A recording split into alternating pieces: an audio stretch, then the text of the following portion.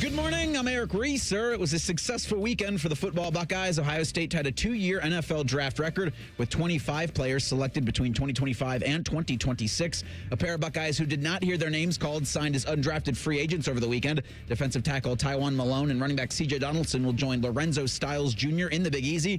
The Saints picked the eldest Styles brother in the 4th round of the draft. The rookie class will report for their respective mini camps over the next 2 weeks. In the NBA Sunday, the Toronto Raptors beat the Cleveland Cavaliers 93-89 in Game 4 of their first-round playoff series. The best of 7 is tied at 2, with the series going back to Cleveland for Game 5 Wednesday. In baseball, both the Reds and Guardians lost on Sunday. Cleveland dropped the rubber match in Toronto 4-2, while Cincinnati failed to sweep Detroit, with the Tigers winning 8-3. Reds have Monday off. Guardians host the Rays at 6:10. This update is sponsored by RCD RV Supercenter in Heath, Delaware, and Pataskala, or online at rcdrv.com. Your morning just got more interesting. Distilled and barrel-picked for your listening pleasure. Bo Bishop, a local sports media legend. What William T. Sherman was to the Union Army, he is to Northern College football.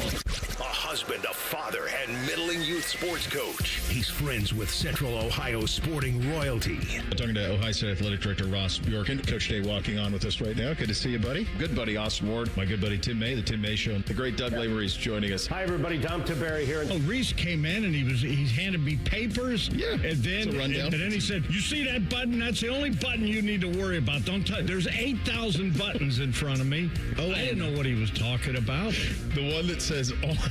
We blew the budget on this imaging, and only 2 guys answered our ad on Craigslist. Ryan Baker and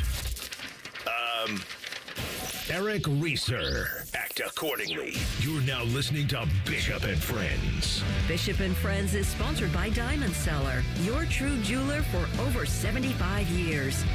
All right, let's do it live on a Monday edition of the program. Bo and the boys with you for the next 3. 10:30, Austin drops by. As is customary, 11 o'clock, we will blitz the weekend. 11:30, our buddy John Breech, CBS on the NFL side of things, will join at 11:30, put the draft into perspective. What's next? Who got better? Is somebody now a contender who previously wasn't? We will get to all of that with John coming up at 11:30. Did want to start with the weekend and the NFL draft and Thursday through Saturday and all that it held from a Buckeye perspective. And potentially, I think the last time you're going to see what you saw over the last 2 years. Not just here, anywhere. I just don't think you're going to see this concentration of talent at one program going forward in college football. Over the last 2 drafts, Ohio State had 25 players selected in the last 2 drafts. It ties Georgia with 25 selections between 22 and 23 for the most total draft picks from one school in a 2-year span. The previous Ohio State record was all the way back in 75 and 76 when they had 24 players drafted. In fact, and maybe this is the most remarkable part of all of this, all 8 starters from the 2024 Ohio State defense who entered the 25 draft were selected. And, of course, we've had now all of these guys who were drafted last year. 7 of the 8 starters from 2025's defense were also drafted. But there's one other layer to this that I think is even more interesting than this incredible curation of talent that Ryan Day and Mark Pantoni and everyone has overseen up on campus. And that is, and this is the one part that I definitely think we've seen the last of. In the 2025 draft, of the 14 players who were drafted, 12 were recruited here. 12 of the 14. Quinshawn and Will were the only 2 that weren't. They transferred in, but everybody else was recruited here, signed here, played here. This year, 1 year later, 11 players drafted. 5 were recruited and developed here. 6 were transferred in. Now, I mean, that counts Caleb and Igmanosin, obviously, and those were guys who played multiple years here, so it isn't exactly player for hire. That's kind of the hybrid thing, right? They came in after 1 year somewhere else and then finished their careers here. Lorenzo Styles, too, has been here for several seasons now, and so I think it's a little bit of smudging it to make a point here, but I also think that the point is valid and one that's we better get used to.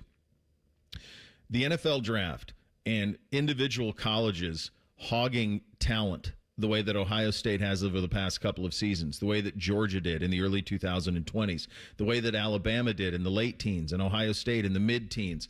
That type of hogging of talent, especially that type of hogging of talent that is recruited and developed here, is going the way of the dodo bird.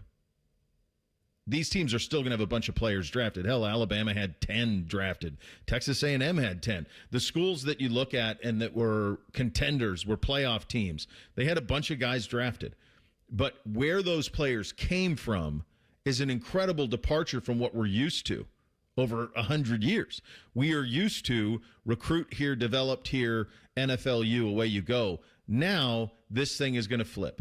And I think last year was probably the last year that it went the way that it did. Think of that. Of the 14 players drafted, 12 recruited here, developed here. This year, 1 year later, 5 recruited here, developed here, 6 transferred in here. Player acquisition in college football is changed. It's changed already. And if you're looking for more proof of this, we can go back to I'm sure this number won't get spit out about 1 billion times over the next 6 months. 51 guys, new faces in on this year's roster. Now, some of that's 28 kids in the signing class, 29, whatever it ended up being. So that's part of it too. But even just look at the guys who you recruited who transferred out. Like if Mylan Graham ends up being a first-round pick, he's a Fighting Irish now. Those type of things are different than what we're used to. And I do think what we saw over the last 2 years, the type of talent acquisition, the type of talent accumulation, will not be seen again. It's going to be you have a year, I have a year. You have a year, I have a year. And it's going to get spread around. Buckeye football is not going anywhere. They're just going to build it very differently. And this type of complete hogging of talent is gone. It's going to get spread out amongst the group of 5, the group of 4 programs that have money, and a lot of them do. And it's going to be kind of your turn, my turn. Texas A&M had a bunch of guys drafted. Texas Tech, rather, had a bunch of guys. A&M did too, but Texas Tech had a bunch of guys drafted this year. Miami did. Indiana did. Those are places where alumni bases were motivated, were triggered, and were ready to go. And the immediate dividend was paid in terms of those teams being contenders for national titles, Indiana winning it, Miami playing for it, Texas Tech making the playoff, all of those things, Texas A&M, all of that stuff. But now it's also transitioning to the NFL, where you're seeing those numbers go up and up and up. My hunch is you're not going to see 10 Alabama players drafted in the next couple of drafts. I don't think that's the way this is going to go going forward. I think Georgia's numbers are going to drop pretty dramatically going forward.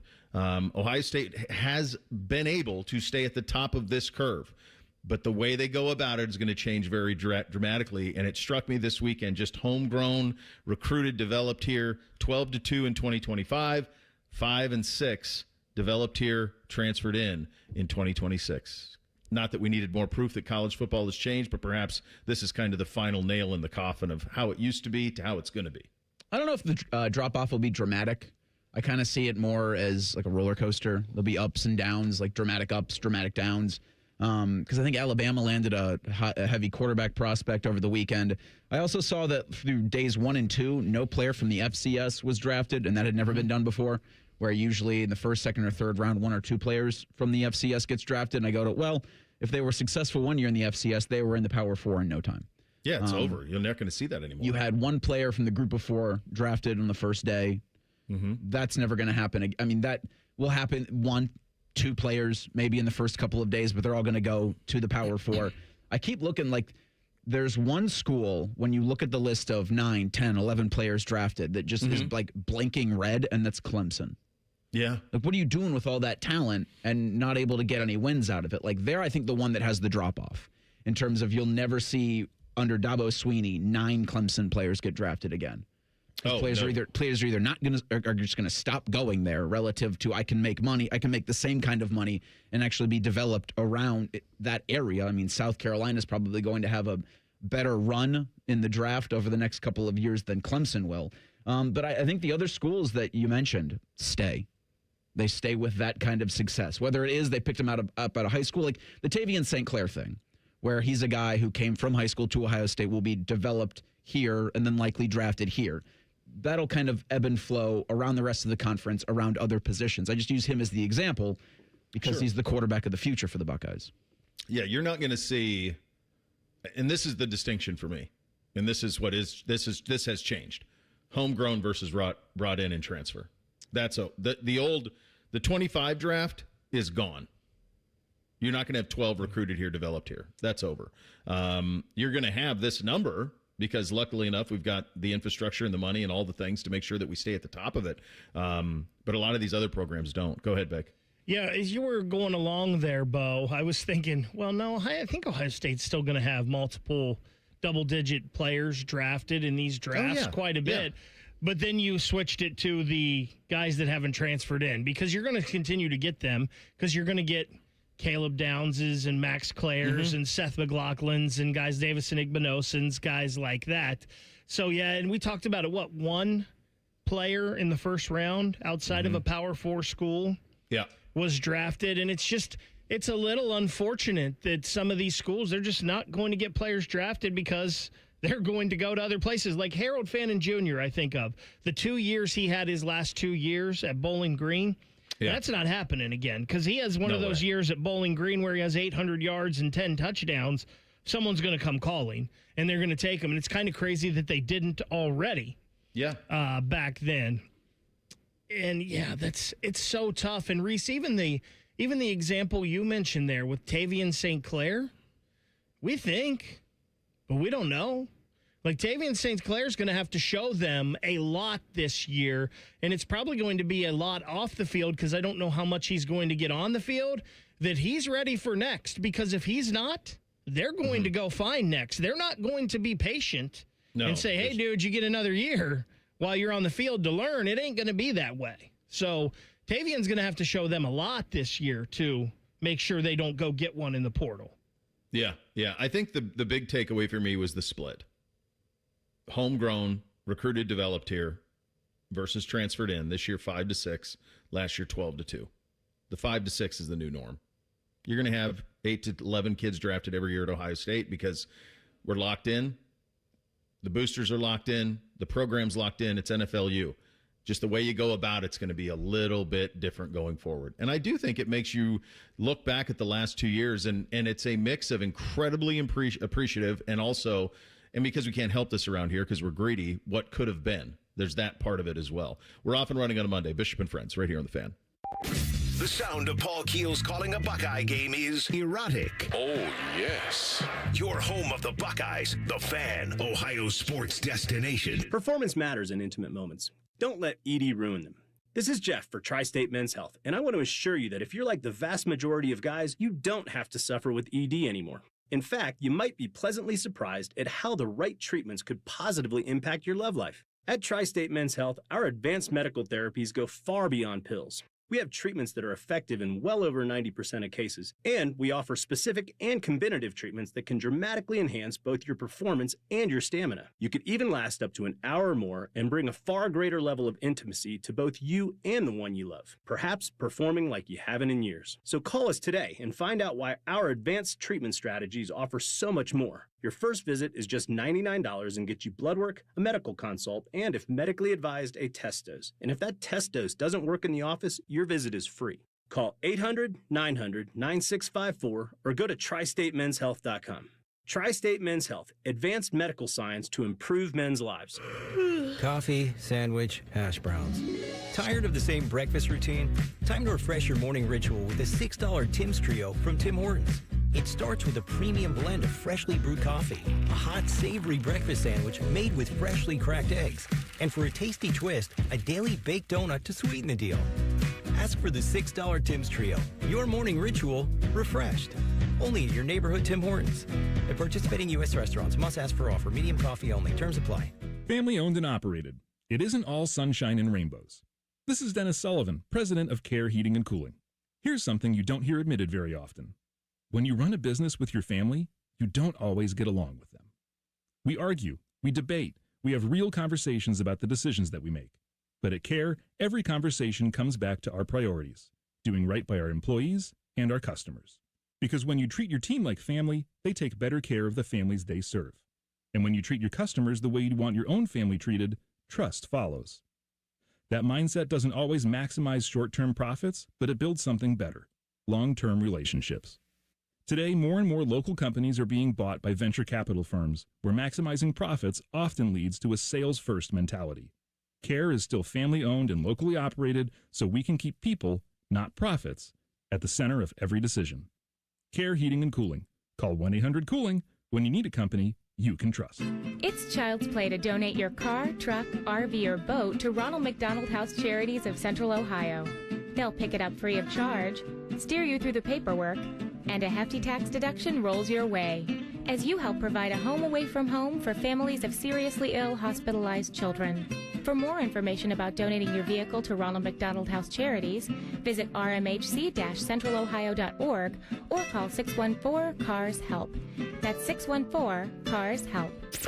In the old days when people lived to be 40, you only had one option for listening to your favorite show. But now, ooh, baby, radio, podcast, the Fan app, and YouTube, ooh, just to name a few, live or on demand. You have no excuses. The Fan. Who's Vice President J.D. Vance's pick for Ohio Treasurer? America First conservative Jay Edwards.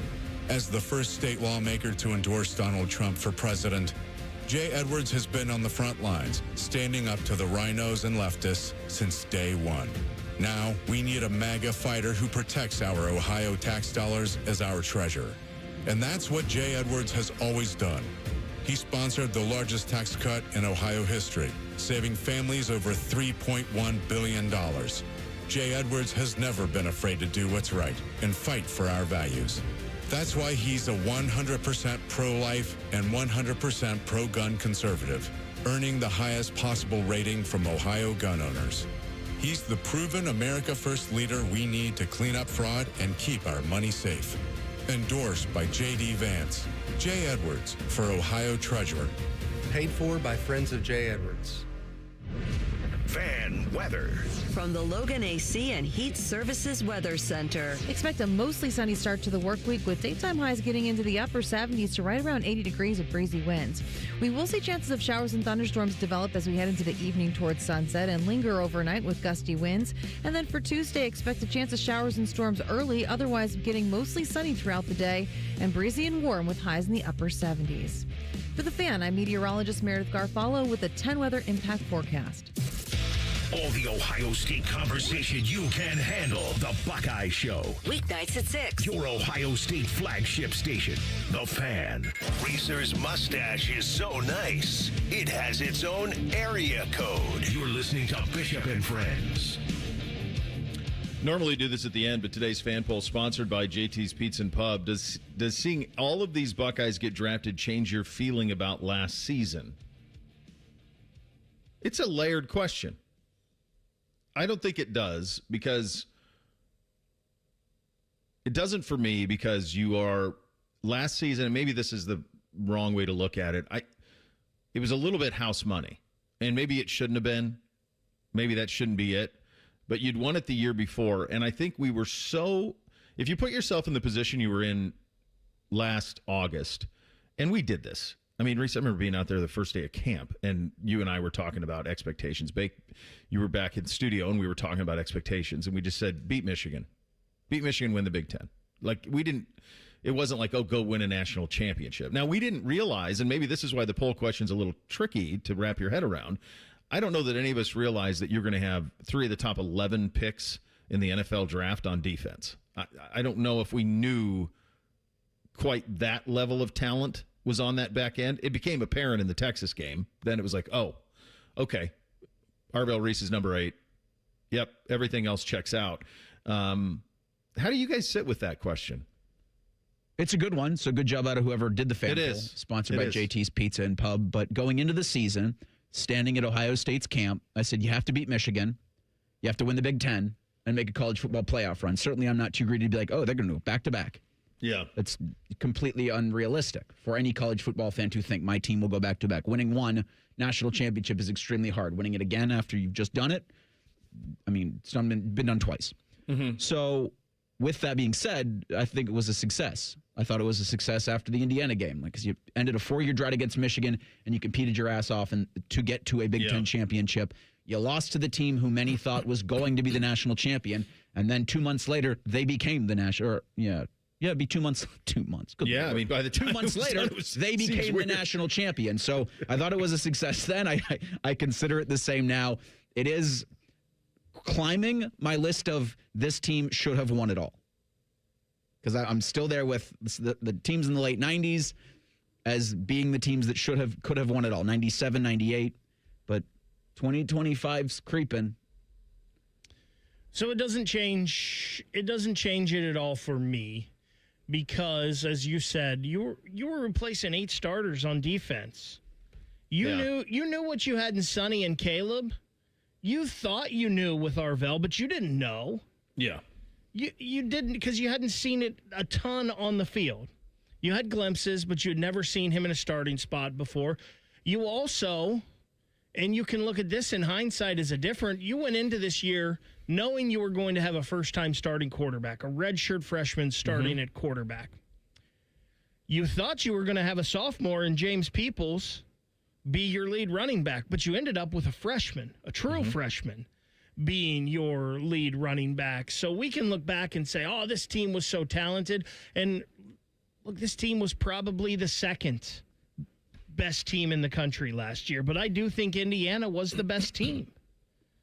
Now, Ohio State could have beat them at any time, and in a 10-game series, it may be 5-5. It'd probably be 6-4 Indiana's way, but the whole package of a team involved with the play calling for that team and everything, Indiana was probably the best team last year. Was Ohio State the most talented? Maybe, but we've talked about that. The most talented team doesn't always mean you're the best team. No. Do you? So as you guys are talking there, and Reese, you mentioned like 98. I started to think like, what is the Mount Rushmore of Buckeye teams that? Because and this is common around here, unfortunately, right? We oftentimes win national championships when we're not supposed to, or a year early, and some of our best teams around here haven't. I mean, 98 is one of those teams. 95 is one of those teams. Now, 95 Nebraska is a completely different level, so I don't know if I'm so concerned about 95 as I am 98. 2019's kind of up there, too, where you're like, great Ohio State team, but probably not beating LSU. Yeah, right. So unless there's those type of ones. There's some of those that are out there, like 2015. This one feels a lot like 15 to me. Is kind of what it feels like. Like you won it. The only difference is 2024 was a team that was all in. That was 2 fists forward. That watched the big bad Buckeyes. They just happened to lose twice in the regular season and find their way into the playoff. And then it took those losses maybe to get to the point where they did. They were expected to win it, obviously, and then inevitably did. The best team looked like the best team over the last, to Reese's line, last 2 months of the season, which was the playoff. It finally looked the way that they're supposed to look. So this one is a little bit similar to 15 for me. I don't think of 19 that way. I think of 20 was such a mess with COVID. I don't know if you're beating that Bama team anyway, but the way that the Big Ten and everybody handled COVID was such a mess that you didn't put your best foot forward. You had guys sitting out of games. Bama didn't. Like that whole thing was a mess. So that game's almost erased from memory. It's really 2022, CJ's last year. That's another one where it feels like, gosh almighty, you had Marvin Harrison, Emeka Egbuka, CJ Stroud, a running back stable that included Travion Henderson. You had like kind of all of this weaponry. And if you get a stop against Georgia, you win it because they bombed TCU in the championship game, and you would have done that too. So I do think that this one to me feels most similar to 15. That's the one that I kind of come back to. Is it feels like 15 a little bit to me, where you accomplish your ultimate goal. I will say this though, 15. Just to lose to Michigan State was such a crazy loss with a backup quarterback at home, was such a stupefying loss to have. To your point, Bake, you lost to the best team in the country in the Big Ten championship game. Indiana was. They were the best team in the biggest sense of the word team. They had the number 1 draft pick at quarterback. They had all of that. And then you lost to a Miami team that was really geared up for this and had a veteran quarterback of their own. I mean, Carson Beck had played in games like this a lot, like the game that we played against Miami. So this one doesn't feel quite as bitter as 15 to me, just because of how silly the loss was in 15. 98 will always be number 1 to me. That's the Nobody worst. can tell me that Ohio State team wasn't the best team in the country that year. 2015 is number 2 to me, and 2015 feels totally different to me than this past year's team because 2015 brought everyone back. Everybody. We just mentioned you had 14 guys drafted off of that 2024 team, 8 of them on defense. You were replacing a ton. Yeah. And you also had a first-time starting quarterback this year. Now, that year, they couldn't decide who they wanted to be their quarterback in 2015. Yeah. But they had two guys that had played a lot of football for this team, and JT and then Cardell, who went on the 3-game run to the national championship. So 98 will always be number one. I think 2015's number two to me. There's a lot of people, like my grandfather will probably tell you it's 69 or 69 and 70. Sure. Because the Super Softs won it in 68, and they should have had another one in there. Who knows? I can't speak on that. I wasn't there. But 98 and 15 are my two. Don't they claim 70?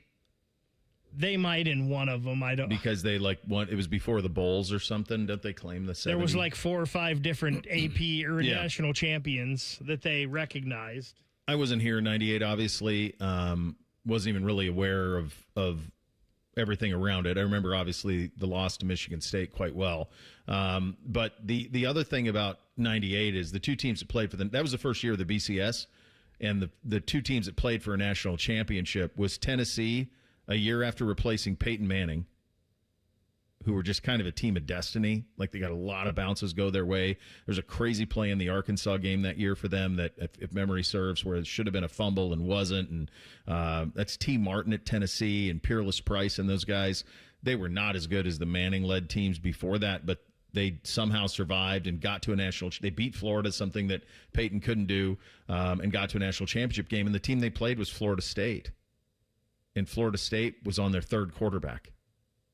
Kid named Marcus Outson started in the national championship game. He was the third quarterback at Florida State started in that game.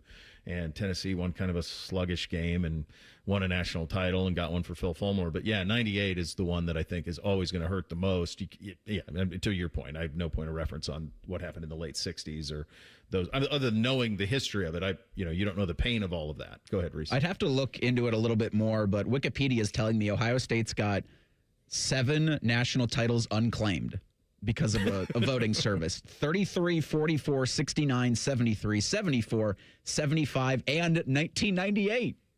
Well, we claimed all of those. Those are the unclaimed ones. The claimed ones are 42, 54, 57, 61, 68, 70, like you mentioned. 2002, 14, and 2024 are claimed. Hey, if UCF can do it, why not us? Well, how is 1970?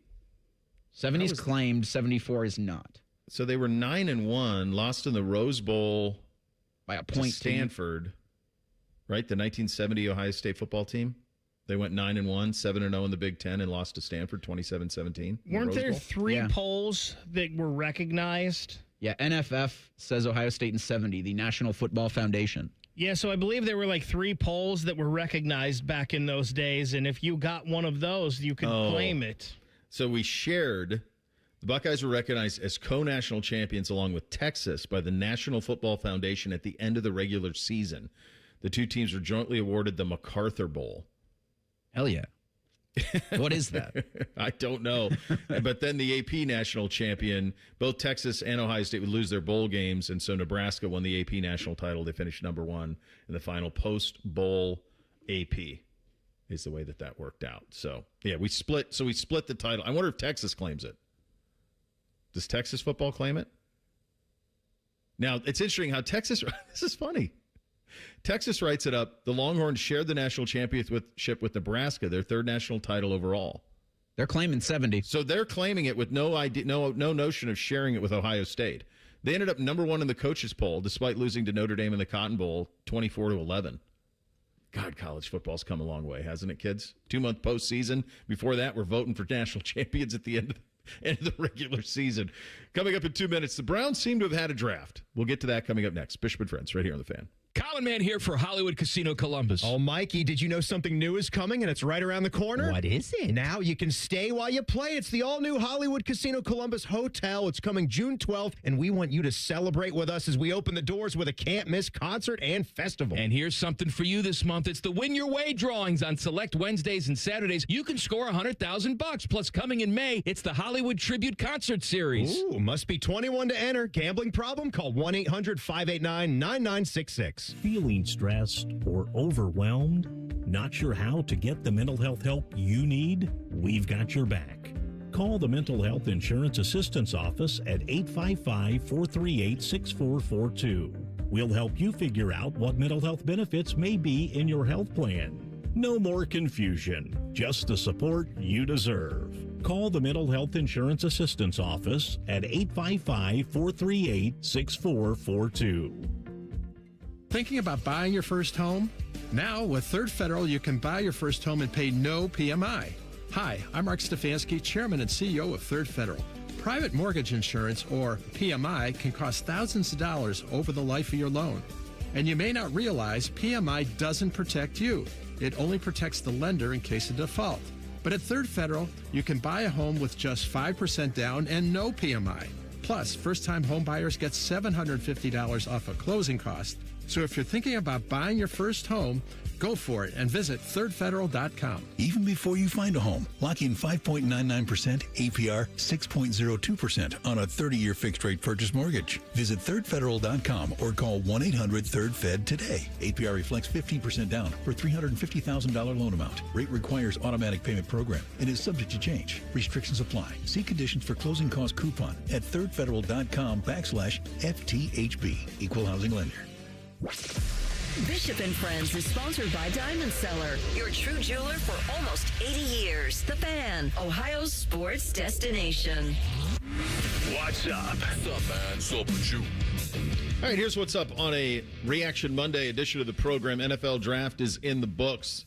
The Athletic's Dane Brugler, one of the foremost expert on the players being drafted in the draft process, the author of The Beast. We've had him on many, many times. Good dude, strong Ohioan. Number one draft choice in the National Football League. Number one draft class in the National Football League, according to Dane, is your Cleveland Browns, number one overall. Dane writes, favorite pick, Spencer Fano. The Browns found outstanding value with each pick while also attacking key needs, landing Emmanuel McNeil-Warren outside the top 50. Tremendous value. Both wide receivers will have opportunities, but I'll go back to their first pick, acquired in a draft day trade that also netted them an extra day 2 pick. Fano has rare movement ability for his size, top-tier football IQ, competitive toughness, plus he can play multiple spots on the offensive line. His day 3 pick, who could surprise for the Browns, was Joy Royer, the tight end out of Cincinnati.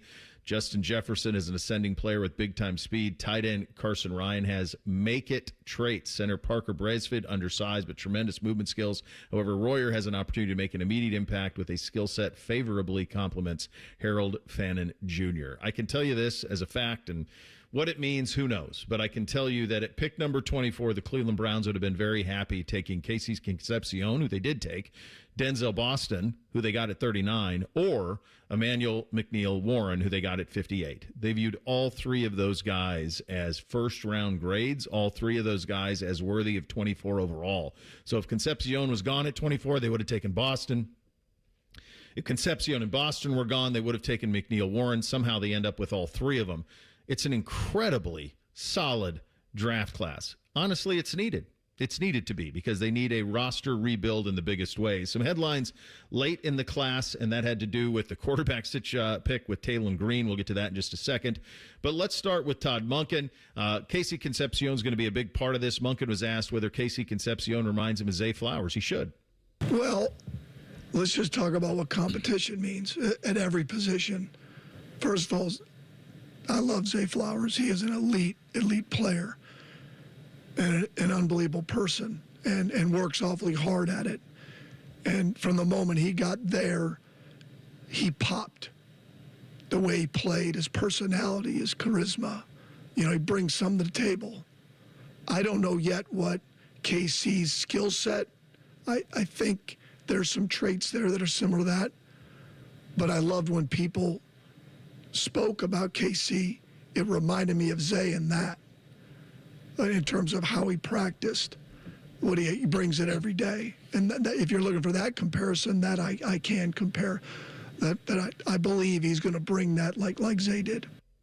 I got a chance to meet Spencer Fano and Casey Concepcion on Friday. Both really impressive. If you were unaware, Casey Concepcion he's got a stutter. He's got a stutter. And he wrote about it in the Players Tribune, and he did so in order so that kids who have the similar struggle that he does would be able to look to him as a beacon of strength. So if you are someone who doesn't, I think it's really important. I know the Browns have tweeted this out, and a lot of the folks who are around the Browns have tweeted out. But I think it's important to realize that, because I've heard people say some really poor things and poor taste about his press conference, and the reality is he's battling through it, and he's acknowledged it, and he's trying to be a beacon of light for others. So really, both of those guys really impressive in person. And then I got to tell you guys, when you're sitting there and you go to bed on a Friday night and somehow they end up with a haul, and I think I said this on Friday, I would have taken Denzel Boston over Concepcion. I'm pretty sure I said it Friday, because I thought they needed a big receiver on the outside. Hell, they get them both. And they get McNeil Warren, who is really a dying breed, from the sense of this is a guy who could have left Toledo after last year and been the starting safety at any number of big Power 4 programs, but stuck because Toledo identified him, and he showed some little bit of loyalty there. You guys are both Browns fans. What did you think as things unfolded Friday and then throughout the weekend? So Friday was great. I was thrilled to be wrong, because I didn't think they were going to go back-to-back at the wide receiver spot. I didn't think defensive back was going to be the pick at 39, but extra thrilled that McNeil Warren fell to 58. Crazy. Did not see that coming, but with luck, you have to take advantage of it. So while you have players that fell to Cleveland, they've still got to write their names on the card. So I'm going to give them great credit for the needs that they had were solved.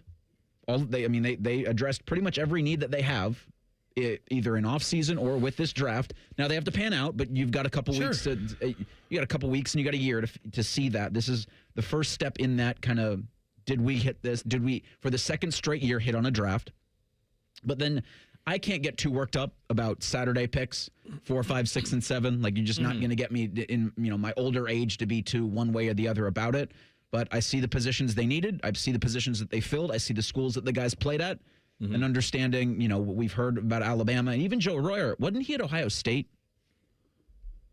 Or am I Correct. Okay, I'm not misremembering He's a that. Cincinnati kid that came here and then went back home to UC. So these guys are in similar professional programs in the college level. Should be just fine. I think. When are the Browns doing rookie minicamp? Is that next week or the week after? It'll be this week. This week. So it'll be your first chance to see him. But yeah, Mel gave him an A. I don't see any reason to argue that. So I'm going to say this, and this is my total negative, fanatic Browns side coming out. I don't like the first round for the Browns. I understand they filled needs, but I hate we're going to draft a left tackle, so let's get a right tackle and we can move him over there. I hate it. I don't like it. Like, Utah chose to move this guy from left tackle to right tackle. And the Browns don't have a good track record with that recently with Jed Wills. Now, maybe it's going to pan out. I don't know. And I hate the receiver pick that can't catch. I can't stand that. Now, there's a lot of things that Casey Concepcion does well. And when he gets the ball in his hands, he can be a weapon. I just worry about how many drives are going to stall because he drops the football. I understand, too, that they got great value with Denzel Boston and McNeil Warren. Now, McNeil Warren, they did trade. They moved some assets to go back up and get him at a certain point. Denzel Boston just fell right into your lap. Yeah. And they took him. So maybe you do get credit for that, but I don't know. Like, do I give Tampa Bay credit for picking Reuben Bain because he fell in their lap at 15? I don't know. At least they picked him. I think so. I think you do, because you could have said, well, we just drafted a receiver. We don't need another one. Like, you could have gone for, we need more linemen here. I mean, they didn't really need to draft Denzel Boston. They didn't need to. I would argue they did, because that receiver room needs a lot. I agree. I mean, it's been buttressed in a very big way. My hunch is, Todd said, I need some weapons. I mean, 8 of their 10 picks here are offensive players. 8 of their 10. The only thing I will just tell you on the Spencer Fano part. So at Utah, he starts at left tackle his freshman year. Correct. And he's a freshman All-American. Then Lomu comes in, and he's more natural at left. So then they tell Spencer, can you play right? Sure, I'll play right. Spencer actually did snaps at the combine. The NFL was like, does anybody else want to do center snaps? And Spencer's like, yeah, sure, I'll do it. Like, his attitude is, I can play any position on the offensive line. Now, we'll see if he can. Time will tell. And time will tell on all of this. I would just tell you, on the surface, from my perspective, on the surface, this is the second draft in a row And we can bang on them for the quarterback situation and and we can get into that later in the week in terms of how they're going to play that and the Taylor Green pick and all of it.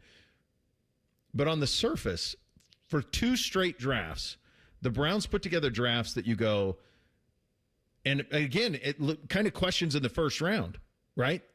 Mason Graham, defensive tackle at 5, better be a dude if you're taking a D tackle at 5. Same thing here. Left tackle, but then you look at the second, and history will prove if all of that's right or not. But if you look at the Friday picks and the Saturday picks, think about the Friday picks last year with Schlesinger and Judkins and Fannin. All dudes. So on the surface, this one looks like that too. Time will tell, and that's all that we can do on it, which is the laziest thing you'd say in Sports Talk Radio. Well, time will tell. Well, yeah, it will. It's time's undefeated. It's going to tell you if they hit on these. But for a Monday after the draft, Mel, Dane, all these people who do this for a living are looking at your draft and saying that's one of the best drafts in the NFL. So for this day, for this Monday, and I'll get a firsthand look at these guys this week at minicamp. Get a good look and let you know kind of where they're at and what it looks like. I'm excited to see this Taylor Green kid spin it. His measurables are unbelievable. But then what does all that look like? And that, too, can be a conversation for a little bit later in the week, how they manage all of that. But for right now on the surface, it appears that they have crushed 2 straight drafts. Here's the crazy part about it. They needed to, because the roster needed to be transitioned in a big, big way. And it appears that it was. Not just the NFL draft this weekend, a lot of sports happening. One of the most stupefying things I've ever seen in my life happened on Friday night. We'll get to all of that the weekend that was coming up next. Bishop and Friends, right here on The Fan.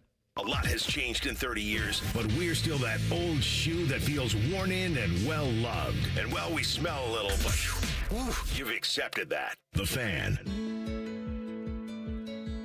It always seems to happen at the worst time. You're finally in bed after a long, hard day, and then you hear it. You sit up, heart sinking. Is that coming from the ceiling? All of a sudden, it's a middle-of-the-night flashlight hunt to find the leak. But don't worry, Newman Roofing has you covered, literally. With more than 3 decades in the business, we've seen just about everything a storm can throw at a roof. Our teams know how to spot the problem, explain your options, and fix it right the first time, with craftsmanship and care you can feel good about. We're not just here for a quick patch job, and we never will be. We're here to make sure your home stays protected season after season. So when it comes to your roofing, siding, or gutter needs, choose the company you can trust, Newman Roofing. Call Newman Roofing today at 614-NEW-ROOF. That's 614-NEW-ROOF, or visit online at newmanroofing.com. Don't just get a new roof, get a Newman roof. Common Man here for Germain Volkswagen. Right now, you get $3,000 over Kelly Blue Book on your trade during the Germain Trade and Upgrade Sales Event at both Germain Volkswagen of Columbus and Germain Volkswagen of Westerville. Plus, during Volkswagen Driver Days, interest rates can't get any lower on the 2026 Volkswagen Atlas and the 2026 Volkswagen Tiguan. Available to qualified customers on approved credit through Volkswagen Financial Services. See dealer for full details. Get started now at GermainVolkswagen.com. I'm John Morgan of Morgan & Morgan. After suffering an injury, you may face many hard questions. What will tomorrow bring? Which firm should I choose to represent me and my family? At Morgan & Morgan, we will hold your hand every step of the way. From our one-click sign-up, mobile apps, and 24/7 availability, we make it easy to get your case started right from the comfort of your couch. All firms are not the same. The choice is easy. Morgan & Morgan, for the people. Injured? Dial # law. Morgan & Morgan, Ohio office located at 600 Vine Street, Cincinnati. Prior results do not guarantee a similar outcome. Common Man here for Weed Man. I talk to you about Weed Man every year. Why? Simple. Number 1, I use it. Number 2, it works. You want to get those lawn roots thick, baby, because when that happens, they resist weeds, disease, and insects, and they're using top-of-the-line stuff. We're talking golf course quality. Weed Man is locally owned and operated by Corbin and Audrey. They will take care of you. Proudly serving Central Ohio and our Dayton friends. Call your local office, 614-733-3747, weedman.com. Care Heating and Cooling. Honest technicians, honest pricing. Call 1-800-COOLING. Your favorite fan shows are available as a podcast. What a concept. And don't miss exclusive podcast content like Austin and Byrne. Listen on your schedule from anywhere in the world. Available wherever you get your podcasts. Hi, I'm Connie Britton. I support Feeding America because they help provide over 6 billion meals to people in need each year. Learn more at feedingamerica.org. Feeding America. 200 food banks strong. Hey, it's Austin Ward with an opportunity again this year. In case you haven't taken advantage of it in the past, take this chance to drop 40 by the 4th with Awaken 180. It sounds a little different when you put a real goal to it, doesn't it? To make it easier, Awaken 180 has launched Reclaim by Awaken 180. Reclaim is a simple 10-week plan designed to help you reach your weight and health goals. A beginning, an end, and a real finish line. It's not eventually. Makes sense, right? I dropped my 45 pounds in 10 weeks and 5 more in free maintenance. Reclaim by Awaken 180 comes at the perfect time for you to reach your 40 pounds by the 4th and then keep it off with free support for life. Any medication, diet, or workout plan will say you'll see results.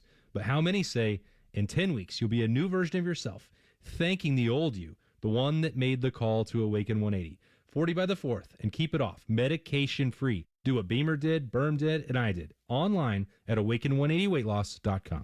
All your favorite fan shows are available when you want them. Head to 971thefan.com and hit that subscribe button. The Fan, Ohio sports destination. Taking the art of sports radio and day drinking to a whole new level. You're listening to Bishop and Friends. Couple coming in on social on the conversation about the draft and all of that. Hunter, I think it's a pretty good point. Looking back, so interesting. Felt like you were playing with house money at first, but then the expectations change. Beating that team up north, incredible. Getting bullied up front by Indiana, Miami to end the season leaves a sour taste in your mouth. Andy, 98 and 15, both ruined by MSU. Also, let's not ignore 12. That one does get slept on. He goes, would have dog walked Notre Dame. Yes, would have. That was the one where we said we had to play in the Gator Bowl in 2011. God knows why. That was in the era of you got to self-report. We were the last one. Us and Penn State were the last ones that are like, please, sir, maybe have another. We were the last ones. Everybody else was like, yeah, prove it. We dare you. And nobody's been hit hard by the NCAA in 15 years since, really. JJ with this, the draft did show a difference in college football. Majority of those guys had 3 schools on their resume with only 3 years in college, a lot of money grabbing. And I don't blame them, and you're right. All of those things changed. Reese, where are we with your Cavaliers here, kid? Well, I said Cavs in 6 before the series. And that was really only because Tyvus said Cavs in 5, and I couldn't pick with him.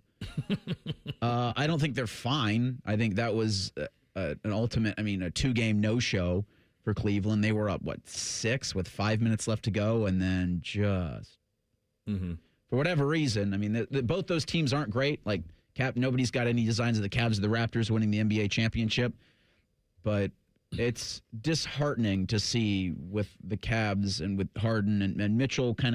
Mitchell showed up a little late, but a little too late. Yeah. Mobley, I don't know what. I don't necessarily know what to think of this team right now because that's Dr. Jekyll and Mr. Hyde in a 4-game set against a not great Toronto Raptors squad. We talked last week about how you've got to get to the Eastern Conference Finals and you've got to be competitive against Boston. That Cavaliers team would not be competitive against Boston. No, it's interesting. You start to get the feeling no matter what happens the rest of the series, and I fully expect them to go out and win it. It does feel like this era of Cavaliers basketball, and it won't be as beloved because you have the title, but I think that's Doppelganger's probably going to be the Mark Price, Brad Daugherty Cavs is what it's going to be. Now, they're not as beloved as those guys were because my theory on that is because that team was coming out of kind of a dark ages of Cavaliers basketball. And then was this bright ray of sunshine, and the Cavaliers hadn't won anything yet. This version of the Cavaliers, which is right there from a talent standpoint as that group was, I think anybody objectively would say this era matches it talent for talent, but you were coming out of, a dozen years of LeBron James. You're absurdly spoiled. You had LeBron and Kyrie and 2 different incarnations of the LeBron teams, and you won a title. So then you're like, well, we got to win a title, or what's the point? And in reality, like, some of these guys just kind of fizzled a little bit. Like, because of injury, Darius fizzled and wasn't able to continue on his path. Mobley's never really gotten to defensively he has, but I think a lot of people thought that there was a chance when he was 19, 20 years old that he would end up being like Garnett. Yep. And that just hasn't happened. And he's not He's not that. No, he's not that. No. He's a really good player. He is. Yes. But this group is not going to win a title, and I don't think that that's overstepping any. They're just not. They're not built for it. No. They're not going to do it. They can get to an Eastern Conference final. I think that would be a victory. If somehow there were injuries and they snuck their way into the finals, they'd get bombed by Oklahoma City or whoever comes out of the West. San Antonio with a healthy Wemby, who knows? So that's I think. I'll say this, Bo. Luka was warming up last night. They wouldn't even beat the Lakers in a 7-game series. Like this cat, the 89 points in an NBA playoff game is garbage. You're 10 of 40 from the three because you're not trying to go inside at all. You're just junking up threes. Has been really a red mark on this Donovan Mitchell era. Is in key moments you're just junking threes. Yeah, and it's really tough to watch. And for the casual fan, you're not even tuning into the fourth quarter. I have to believe. No, probably. You're like, I'll see you Wednesday. We were actually up in Cleveland yesterday because we went to the Monsters game. So we were sitting at Panini's eating lunch before the game, and every TV in there was on the Cavaliers game. Sure. And I wasn't really paying attention to it too much. There was a couple ebbs and flows in the game. The Cavs went on a run, and then all of a sudden Toronto was leading at halftime. And I looked up at the score, and what was it, like 38-36 at half, something like that? Yeah. And I was like, the last NBA game I was paying attention to, that Heat Celtics game I talked about a month ago, the Celtics had 53 in the first quarter. So I was like, well, at least somebody's playing defense, I think. I don't know. It was a little bit of a throwback, certainly. You referenced the Lakers, Reese. They lost Sunday. They lost. They're up 3-1 on Houston. It kind of got lost because of the draft and everything that was happening. 41-year-old LeBron James getting a poke from behind steal from Reed Shepherd and then hitting a three to tie a game and then inevitably winning it in overtime without Austin Reeves, without Luka Doncic, to go up 3-0 on Houston. You're not supposed to still be able to do this. You're not. A 41-year-old man should not be able to go win a series essentially on his own. And he's on the precipice of it now. Austin Reeves was a late scratch last night. You mentioned Luka warming up. Maybe they come back, maybe they don't. When they do come back, they're not going to be what they were prior to the injuries. It's going to take some working back. And I don't think this Lakers team is anything of consequence against San Antonio or Oklahoma City. I just don't. They get Oklahoma City in the next round, so that won't go very well for them. But it does not hide the fact that he still had a sequence like that in him. It's impossible that he does. You just can't still do this. I mean, he's throwing alley-oops to his son. I know he rubs some people the wrong way, but if you can't appreciate him, I can't help you. Well, you've already made up your mind about LeBron. Probably. That's the biggest thing, is there's the fans that have just never liked LeBron ever in his career, that have always thought Jordan was the best and LeBron could do nothing to catch Jordan. And then there's the still jaded Cleveland fans that he embarrassed us on the national stage. I'm still not over that thing. And it's nothing to do with what he's done on the court in the last couple of years, because this has just been incredible. And I think there should be a great appreciation for it. I'm also sitting here going, well, Oklahoma City's it's Oklahoma City's to win. Yeah. I see if Wemby, came back from his concussion, I was thinking the Spurs might have a shot. They don't.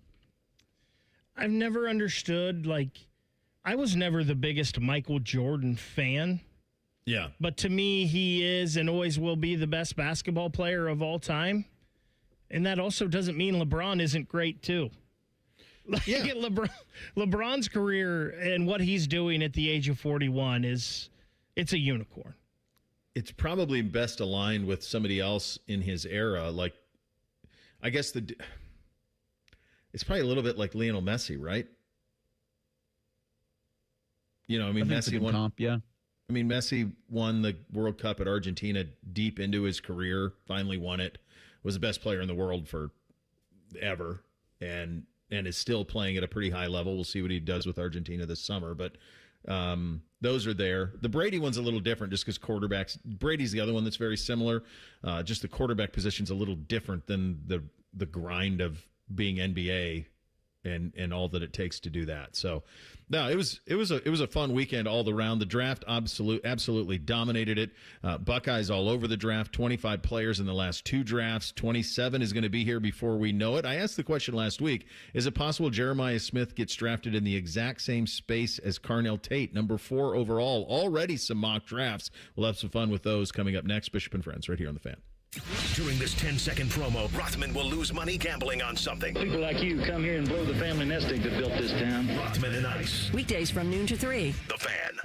He opens his toolbox before he opens his wallet and believes you can fix anything with 20 minutes and some pride. He's Mr. DIY. And when he needs metal, he goes to metal supermarkets. Artists, hobbyists, machine shops, maintenance professionals, and welders all count on metal supermarkets for over 8,000 metal products, shapes, and grades. If it's metal, they've got it or can get it for you. Cut to any size and ready fast. Visit the family-owned franchise on North Wilson Road or Columbus at metalsupermarkets.com. I love Right Pack Credit Union because they're solution driven. I feel valued as a member. They're focused on the latest technology and the personal connections. Experience benefits that go beyond banking with Right Pack Credit Union. Just ask our actual members. I definitely recommend Right Pack to all my family and friends as a credit union of choice. Visit one of our Columbus area Right Pack Credit Union member centers near you. Based on individual members' experiences, results may vary. As the seasons change, it's time to prep your HVAC system with a $49 seasonal tune-up from Columbus Worthington Air. A seasonal tune-up can help save money on your energy bill and help prevent expensive breakdowns. As your local home service experts, everything we do is backed by our exceptional service guarantee. It all adds up to dependable service from neighbors you trust. Columbus Worthington Air and Bryant Heating and Cooling. Whatever it takes. Visit cwaohio.com/radio for details, terms, and conditions. License number 47543. Breaking news for your home. Way Day is here. It's Wayfair's big sale, where you can score the best deals in home, like up to 80% off with free shipping on everything. Plus surprise flash deals all Way Day long. You won't find better deals for your home anywhere else. We're talking furniture, decor, rugs, and more, all at Wayfair, and all up to 80% off during Way Day.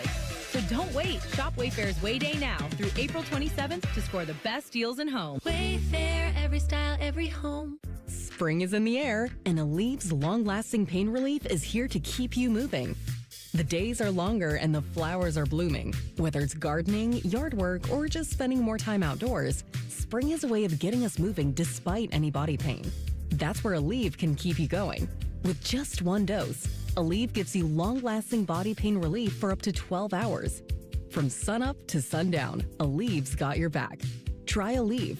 Use as directed for minor aches and pains. Hey, what's up? It's T-Bone. Now is the time to call Comer & Cross and transform your garage with a gleaming new Comer & Cross garage floor. Maybe your garage floor has exposed concrete with stains and cracks or a bad epoxy or paint job. Well, a new Comer & Cross garage floor will transform your entire garage in just 1 day. Now, here's the great part of this whole story. If you call them right now, they're going to take 50% off installation. Yeah, that's right, 50% off installation from Comer & Cross when you call them today at 1-800-NEW-FLOOR. A Comer & Cross garage floor is the gold standard, guaranteed to never chip, crack, or show tire lift like epoxy or paint ever. Plus, they make it easy. They'll take your stuff out of the garage for you. They'll fix your cracks and pits perfectly like it's a new garage floor, and then they'll apply the proprietary finish that you pick. Yeah, I said it. They'll fix your cracks and pits. What's wrong with that? That's what you want. So call them today at 1-800-NEW-FLOOR to get 50% off installation. That's 1-800-NEW-FLOOR. Or go to comercross.com.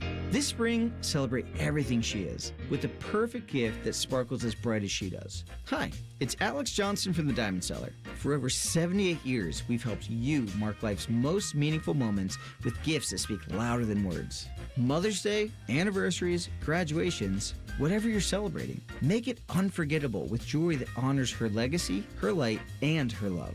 Visit Diamond Cellar on Selma Road and at Easton Town Center, or shop online at diamondcellar.com. Hey, it's AR here from my longtime friends at Germain Honda of Dublin. If you need service but don't have time to plan it out, Germain Honda of Dublin makes it easy. During the Honda Spring event, you can take advantage of same-day service, no appointment necessary. Just pull in, and their team will take care of you. Fast, convenient, and done right the first time. They've been taking care of me and my Ridgeline for years. Keep your Honda running at its best with Germain Honda of Dublin and at GermainHondaofDublin.com. Veterans and active duty service members, when your call to service ends, your mission doesn't have to. Go from GI to IT in just a few months at My Computer Career. Prepare for a high-demand career in cybersecurity, protecting people, systems, and institutions from real cyber threats. Cyber warriors are needed now. Will you answer the call? Go to mycomputercareer.edu/CWP to learn more. That's mycomputercareer.edu/CWP,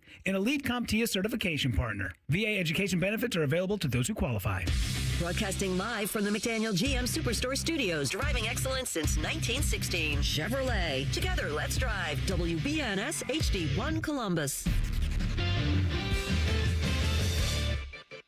Good morning. I'm Eric Reeser. The NFL draft is in the books. 11 Buckeyes were selected over the weekend. A pair of Buckeyes who did not hear their names called signed as undrafted free agents with the Saints. Running back C.J. Donaldson will join Lorenzo Styles Jr. in New Orleans. The Saints picked the eldest Styles brother in the 4th round of the draft. The rookie class will report to their respective mini camps over the next 2 weeks. In baseball, both Ohio teams lost on Sunday. In Cincinnati, the Reds had the chance to sweep the Tigers, but Detroit won 8-3. Redlegs are still tops in the NL Central and off on Monday. Cincinnati's going to host Colorado Tuesday. Tigers and Guardians share the lead in the AL Central. Cleveland dropped 2-3 in Toronto over the weekend. Guardians will host the Tampa Bay Rays tonight at 6:10. The Clippers are off Monday. Columbus is back at Huntington Park Tuesday against Toledo. And in the NBA, the Cavs and Raptors are even at 2 games apiece. Cleveland's going to host Game 5 on Wednesday. This update is sponsored by RCD RV Supercenter in Heath, Delaware, and Pataskala, or online at rcdrv.com. Distilled sports discussion served in light beer quantities. You're listening to Bishop and Friends. As the weekend came and went on the NFL draft side of things, I started thinking about next year's draft and all of that, and we'll have some fun with it in a second. But then I thought to myself, well, I wonder how close the mock drafts from a year ago were to what actually happened. Because everyone's tasked with this. It's incredible content. I was looking for it. Like, okay, what's next year's draft? Who are some names I got to know? Just don't write any of it down in Sharpie. So I've pulled up for our perusal a 2000, and I just randomly picked these guys. I could do this probably with anybody. This is the PFF way too early mock draft that dropped the Monday after the draft a year ago. Okay? So they projected the number 1 pick in the NFL draft for this year a year ago to be the New York Giants selecting Caden Proctor, tackle Alabama. With the number 2 pick, they projected the Cleveland Browns taking quarterback Arch Manning, Texas. With the number 3 pick, they projected the Tennessee Titans taking Caleb Downs, safety, Ohio State. Okay, look, those are Arch is still in college, but the other 2 are both first-round picks. Not terrible. Not terrible. Hold my beer. With the 4th pick, the New York Jets select quarterback Cade Klubnik, Clemson. Now, they did draft Klubnik. They did take him.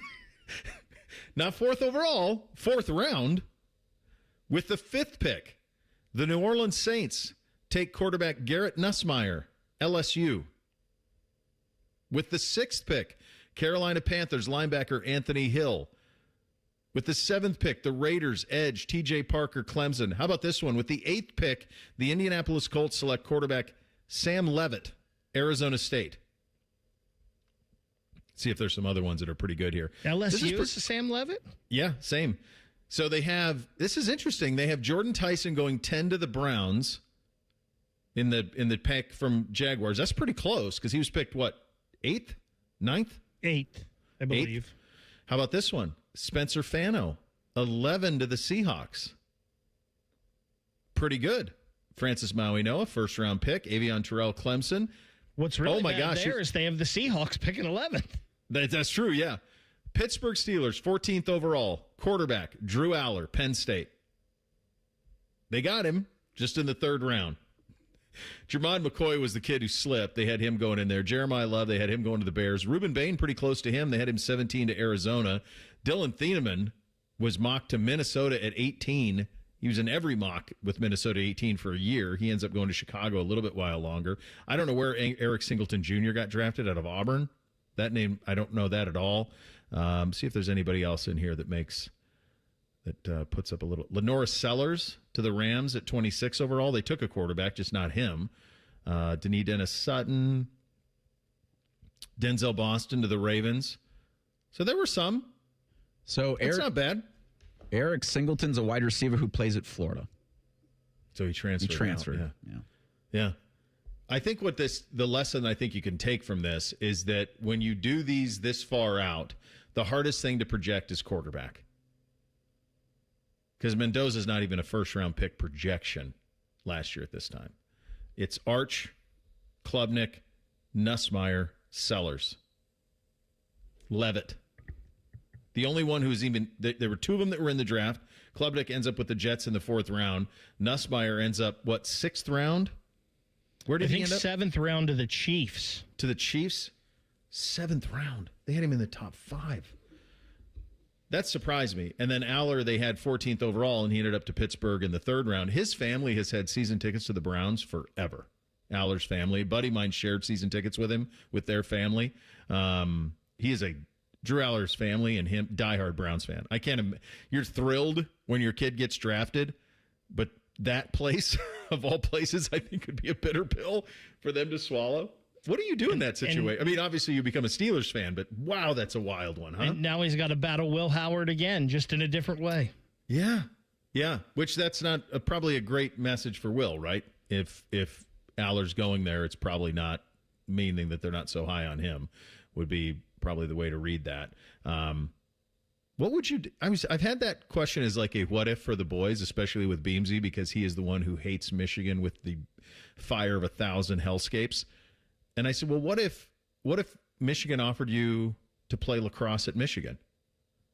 And he always says, I wouldn't play. I mean, he's 12. Right. So by the way, unfortunately, Michigan got us in lacrosse on Friday night. Saturday, unfortunately, in the Big Ten tournament. But I said, I go, buddy, I think that's just because you're young, and he swears to God he wouldn't. But that's kind of what Aller's dealing with. Lifelong Browns fan going to the Steelers. I always thought about that. Like, would you ever go to Michigan if you were good enough to be something, or if you were good enough to go to the NFL or play a pro sport? I always wondered, like, could you let your fandom, and you get drafted where you get drafted, so you have to play where you are, but could you let your fandom, if you had a dream of always playing for the Cleveland Browns, say, would you let your fandom at the end of your first contract to take maybe a lesser contract to go where you wanted to go, to fulfill your dream? So that happened here with the Bournes. Mm-hmm. You know, Mike played at Michigan for Bo. Justin went to Michigan to play for Lloyd Carr. They hire Rich Rodriguez, and all of a sudden, Justin's a Buckeye.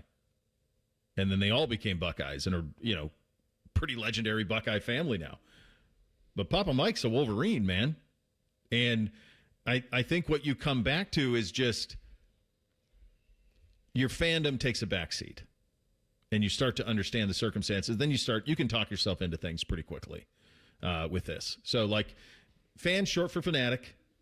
Once real life starts crossing over, like if your son was good enough to play at an elite level in any sport, son or daughter, and Ohio State didn't offer and Michigan did, I think inevitably you'd say, okay, fandom aside, really good school, really high level of athletics, yeah, they'd probably go.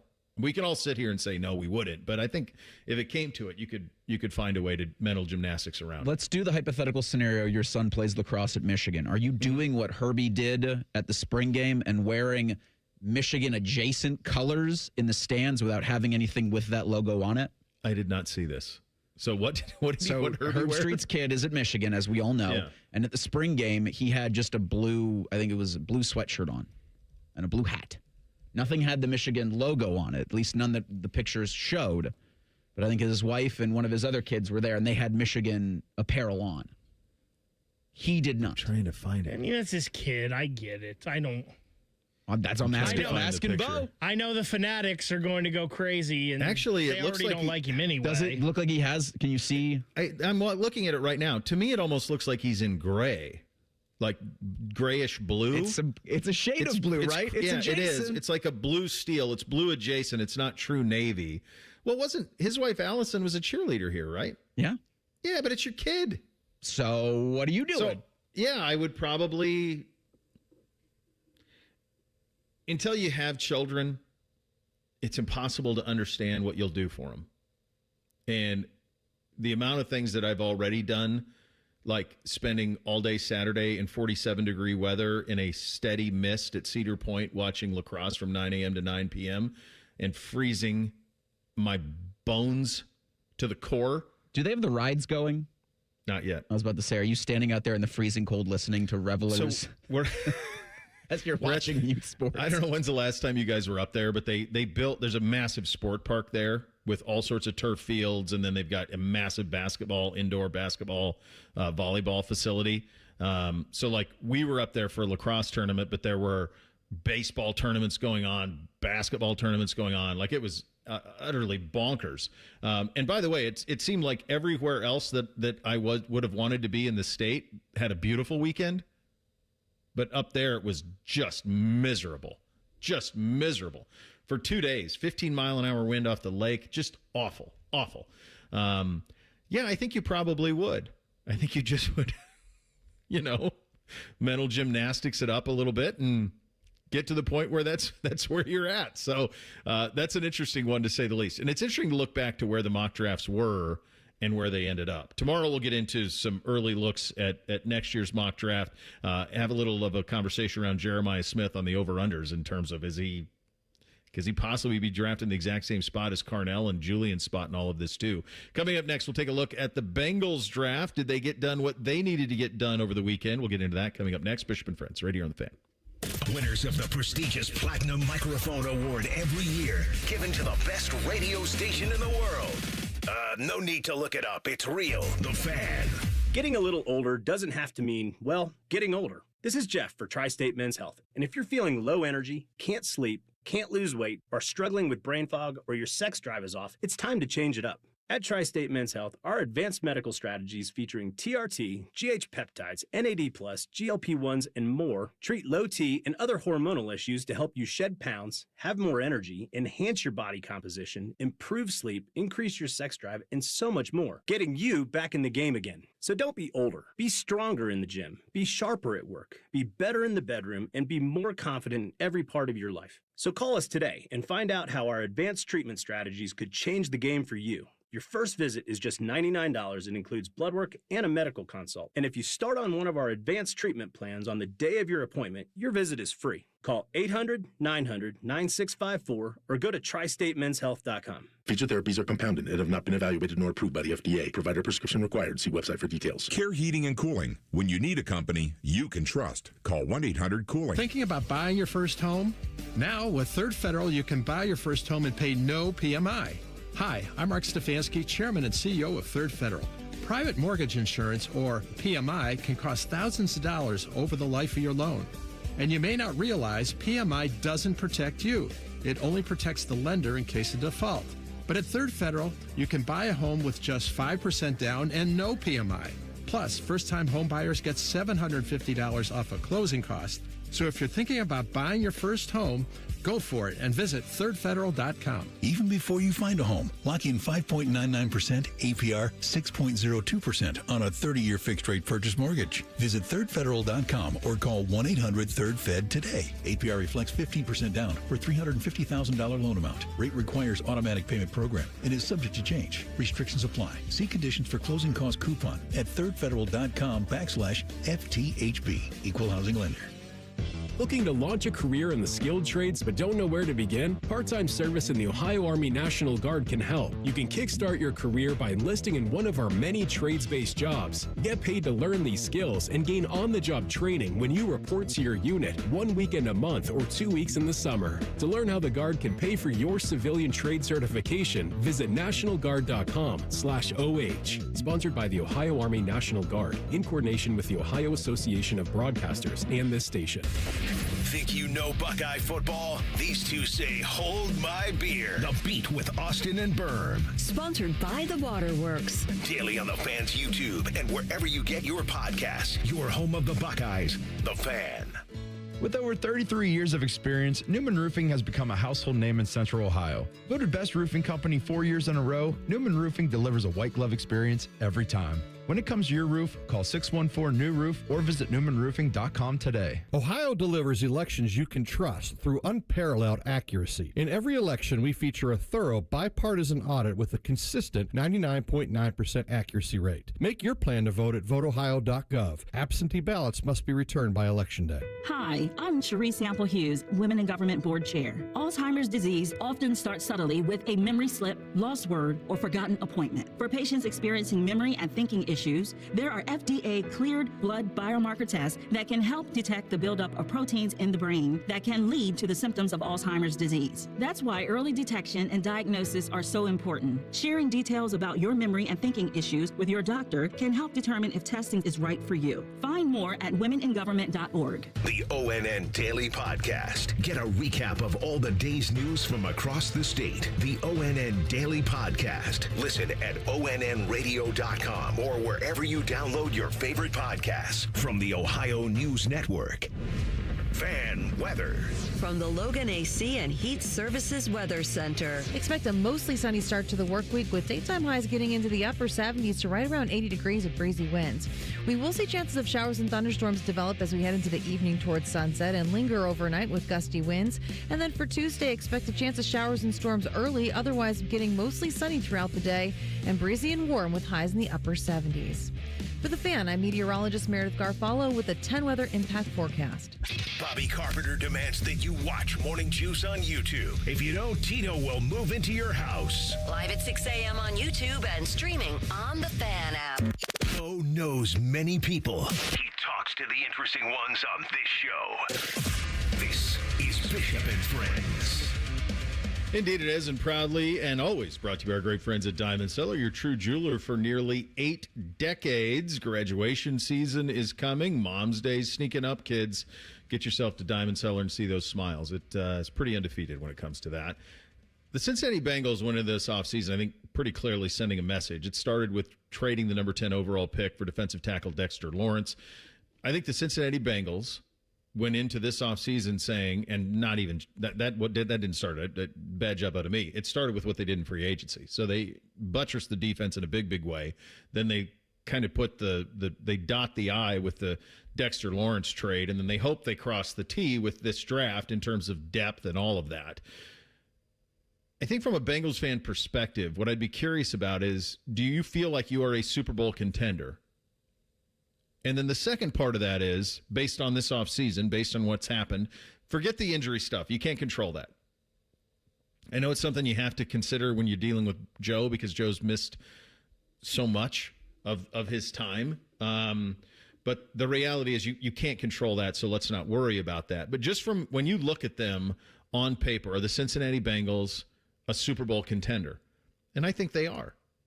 I think they can score with anybody. I think if Burrow's healthy, they can outshoot anybody when it comes to the offensive side of things. And I think with the addition of Dexter Lawrence and everything they did in free agency and everything they did in this draft, where they added a bunch of depth pieces. I mean, their first picks were defensive end Cassius Howell out of Texas A&M in the second round, 41 overall. And then they get Washington cornerback Decario Davis in the third round, 72nd overall. Then they get some depth on offense with Connor Luce, center out of Auburn, Georgia wide receiver Colby Young as well, Duke center Brian Parker, who was a St. X kid. I actually like Jack Endries, who was at Texas last year. I liked him. I think he could get some value, Reese. Yeah, I really like I mean, this is a pretty good tight end class. I mean, for those of us sickos who are interested in that sort of thing, because it's just not the sexiest position in the NFL. But yeah, I think this for the Bengals, I saw Mel Kiper give him a B in terms of the draft.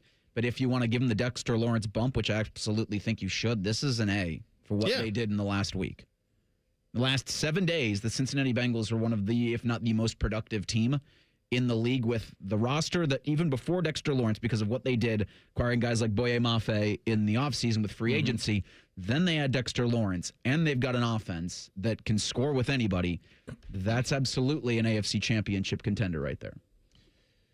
I know Dexter Lawrence technically isn't a draft pick, but I don't know how you can't grade the Bengals draft with that, because they traded their 10th overall pick straight up for Dexter Lawrence, and he's in the middle of that defensive line. We talked a lot about the Bengals last week, and I don't know how you run the football on Jonathan Allen and Dexter Lawrence. Me either. In the middle of that defensive line. I love the Cassius Howell pick, pairing him with Knight as a linebacker.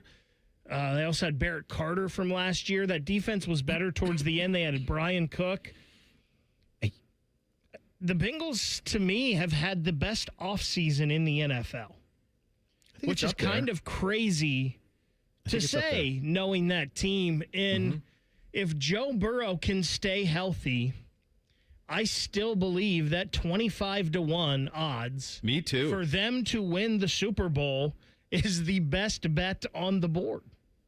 I agree. I said that whatever we did the futures a couple weeks ago. I was right after the Lawrence trade.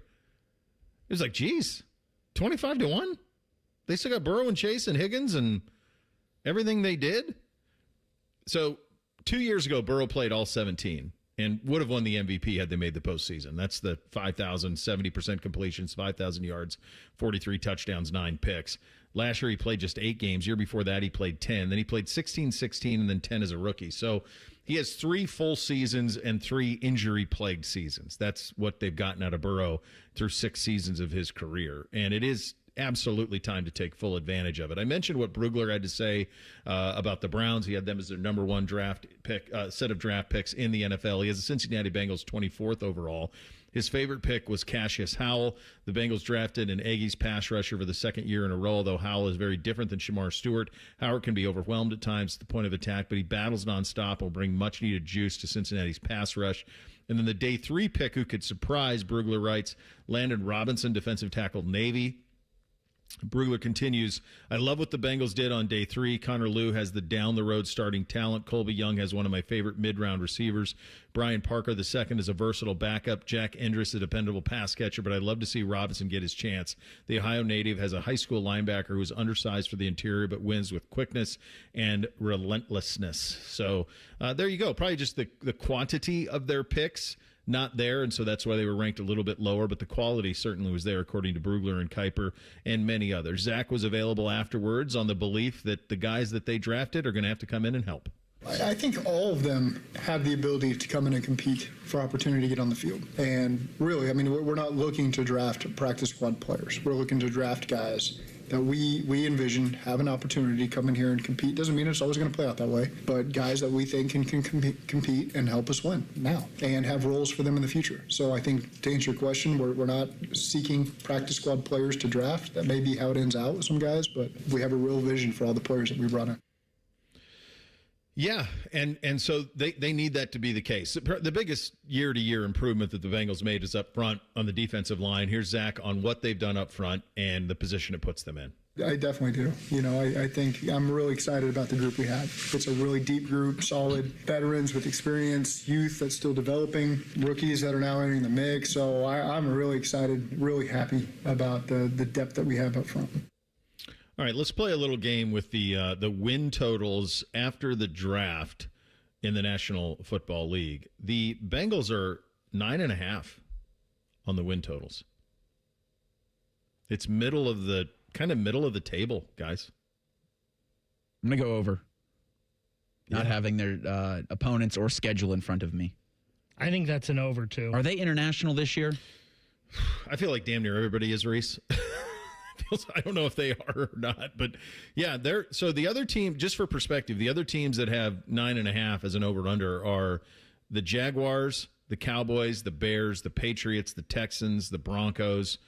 Those are all in the 9.5 range. And then the 10.5s are Kansas City, the Chargers, the Eagles, the Seahawks, the Lions, the Bills, the Packers, the 49ers.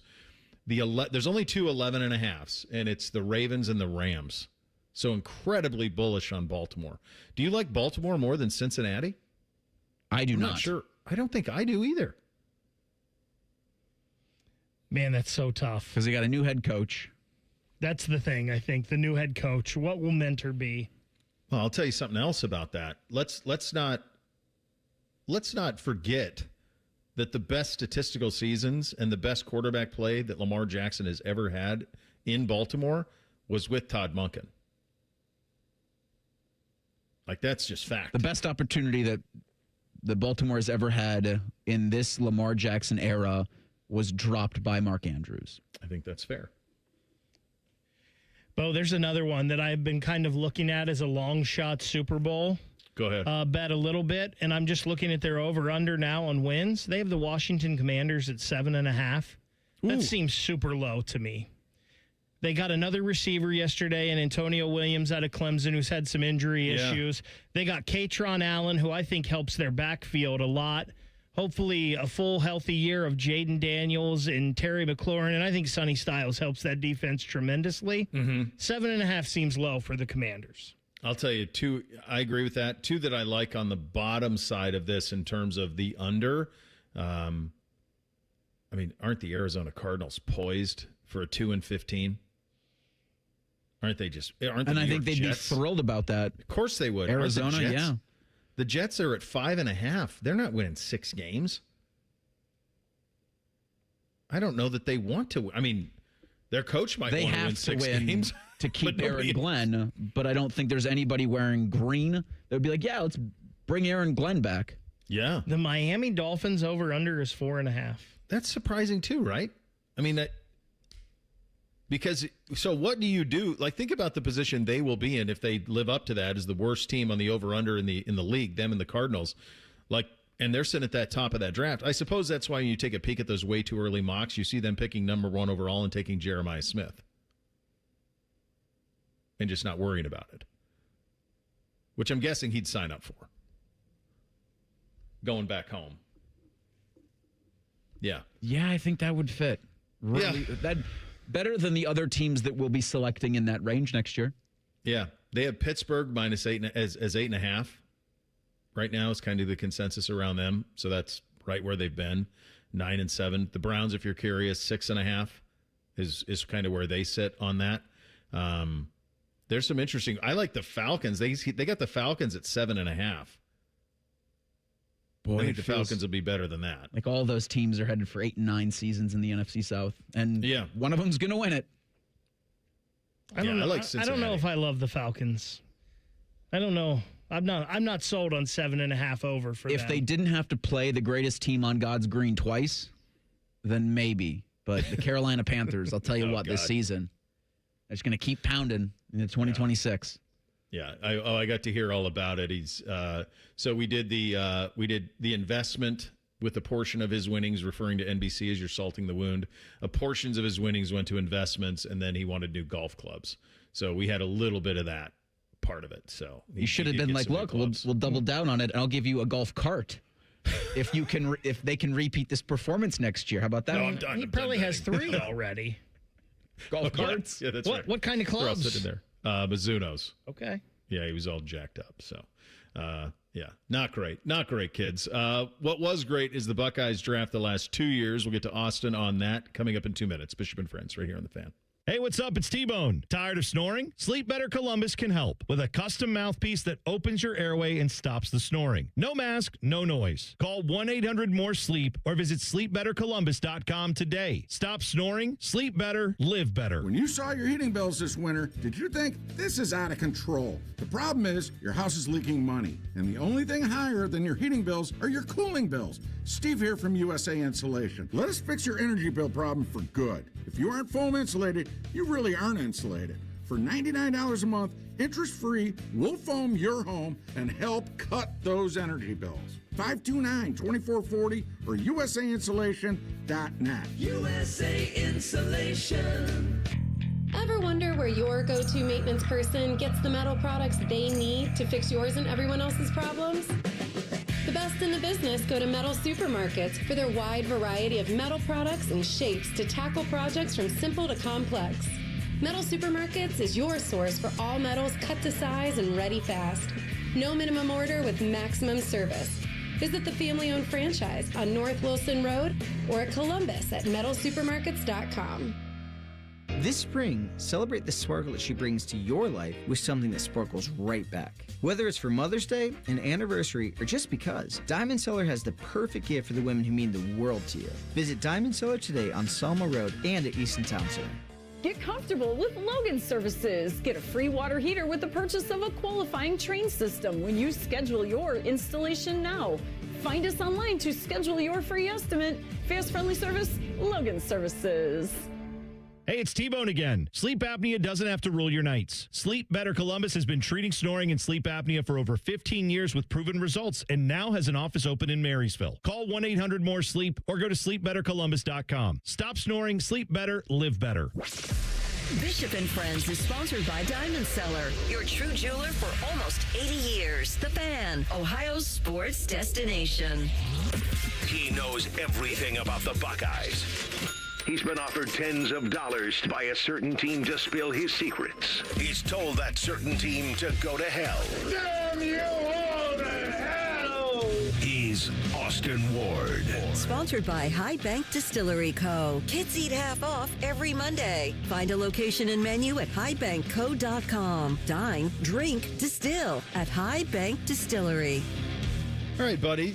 25 Buckeyes in the last two drafts, all of the starters from the defense that won the national championship. LFLU has never been more easily put out there and viable. There was one thing that jumped out to me, though. In 2025, of the 14 that were drafted, 12 were recruited here out of high school, developed here, and stayed. 2 were transferred in. This year, it was 5 recruited in and developed, 6. And some of that's a little, I mean, Igbinosun's been here a while, Lorenzo's been here a while, Caleb's been here a while, but we're transfers. Yep. This is the new norm, is it not? This is now how this is going to be going forward, where there is going to be and I honestly think, and I'm curious where you land on this in terms of roster building, that number in terms of recruited and developed will shrink, continue to shrink, and the other one will continue to go up. I think the preference, Bo, as you know, is still going to be to stay on the recruit and development track, but it will not be the only one that Ohio State uses. We all know that that's true. I'm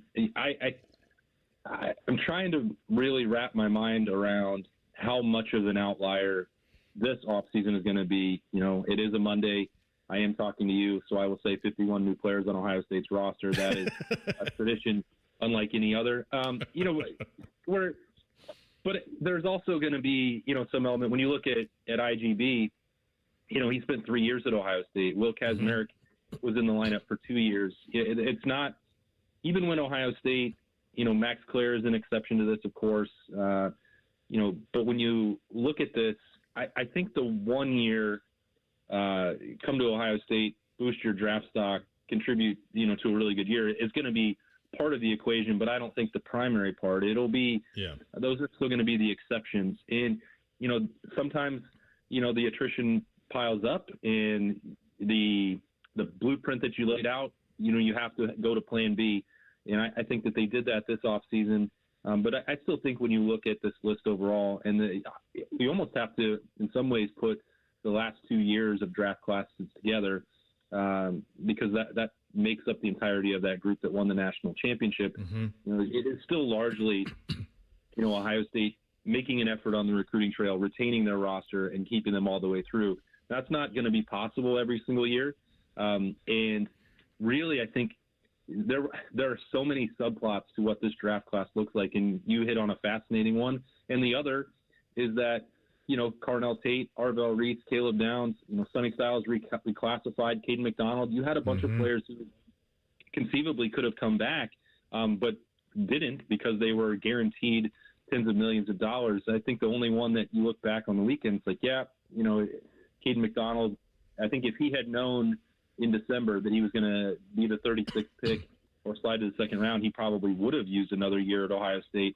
I can't guarantee that, but I think he would have. But that's sort of those guys at the top of this particular draft class who had eligibility left are also why Ohio State had to go out and use the transfer portal as extensively as it did this offseason, because they would have gladly paid any of those guys to play another season. Sure. But that wasn't in the cards. So I think we can parse it a bunch of different ways. But I still think, or actually I know that the priority is still going to be to use the recruiting process as heavily as possible.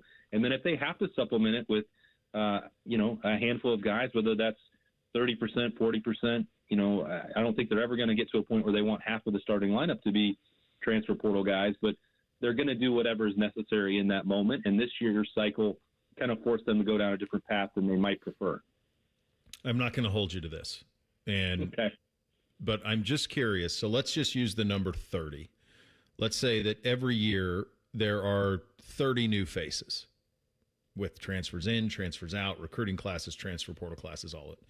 Of the 30, what do you think the ideal split would be for Ryan and Mark? Just off the top of your head. Because I have a number in my head. I'm just curious where you would be.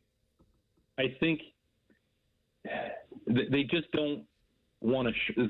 I actually think the number will be closer to 40 because I think. Okay, use that number. Yeah. So I know you're looking for a percentage, but I want to work off of that where it feels like Ohio State is always going to try and still target 25 players in the signing class, but they're not all going to be not every single one is going to be a 5-star. Not every single one is going to be a 4-star. I think we'll probably start seeing more 3-star, undrafted free agent development type players that Ohio State expects to see all the way through.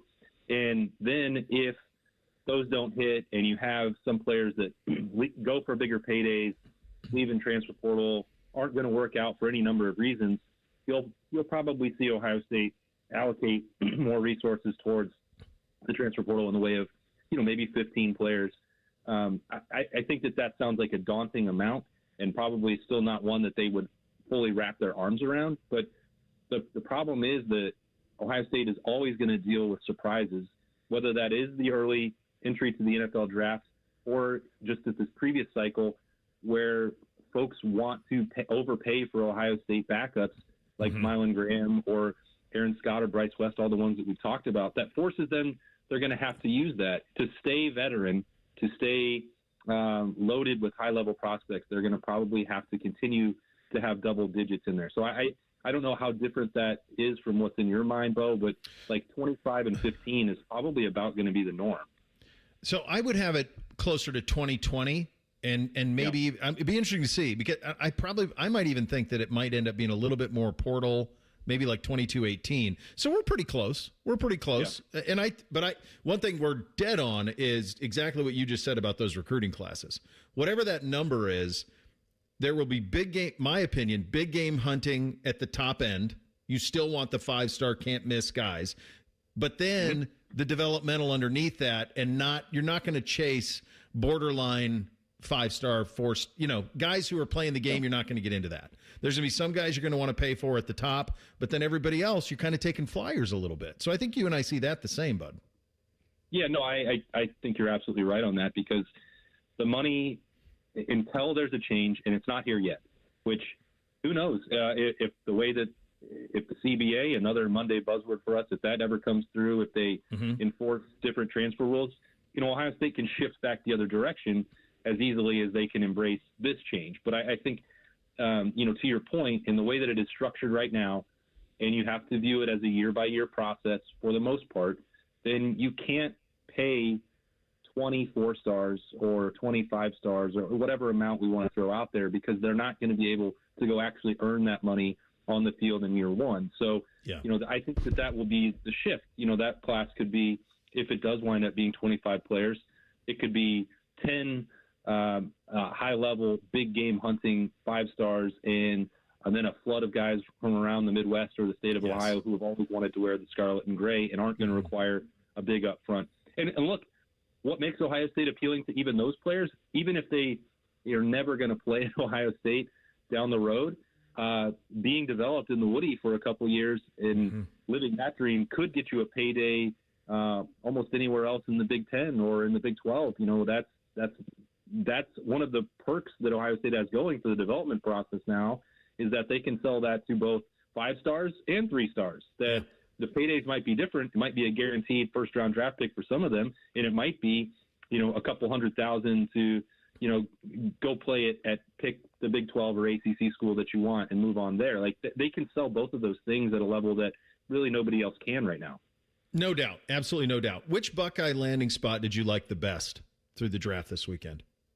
I am really excited for Caden McDonald in Houston. And not just, you could tell the emotion and having to sit through night one. I love K-Mac. He's one of the most incredible personalities that was on this team a year ago and then a relentless worker. And then I think you pair that with a coaching staff that knows what to do with defensive talent.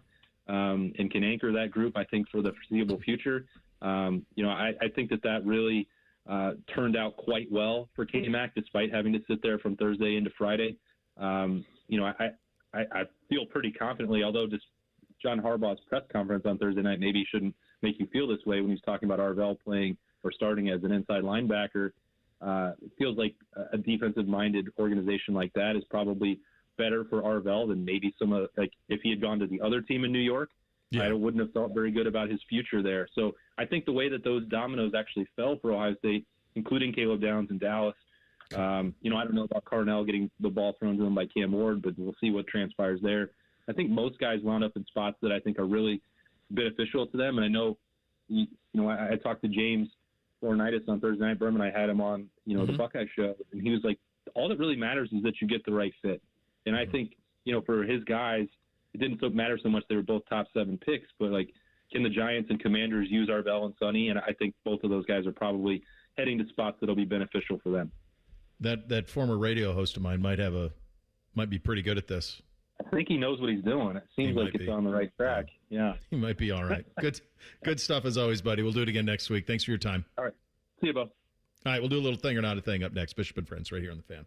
Wake up with the Fan. Eat lunch with the Fan. Go to bed with the Fan. Dream about the Fan. Then change your sheets. Gross. Ew, you guys are gross, but stick around in case I don't find anyone else. The Fan. For the ones who get it done, Grainger offers the professional grade products you need, delivered when and where you need them. Call, click Grainger.com, or just stop by. I'm Leslie from Pella Columbus. And I'm Wilson from that other window place. Wilson, energy bills have been crazy as of late, which has had our phone ringing off the hook. Pella Windows give you both a home makeover and often an energy bill makeover. We hear that all the time at the other window place. We love the makeover.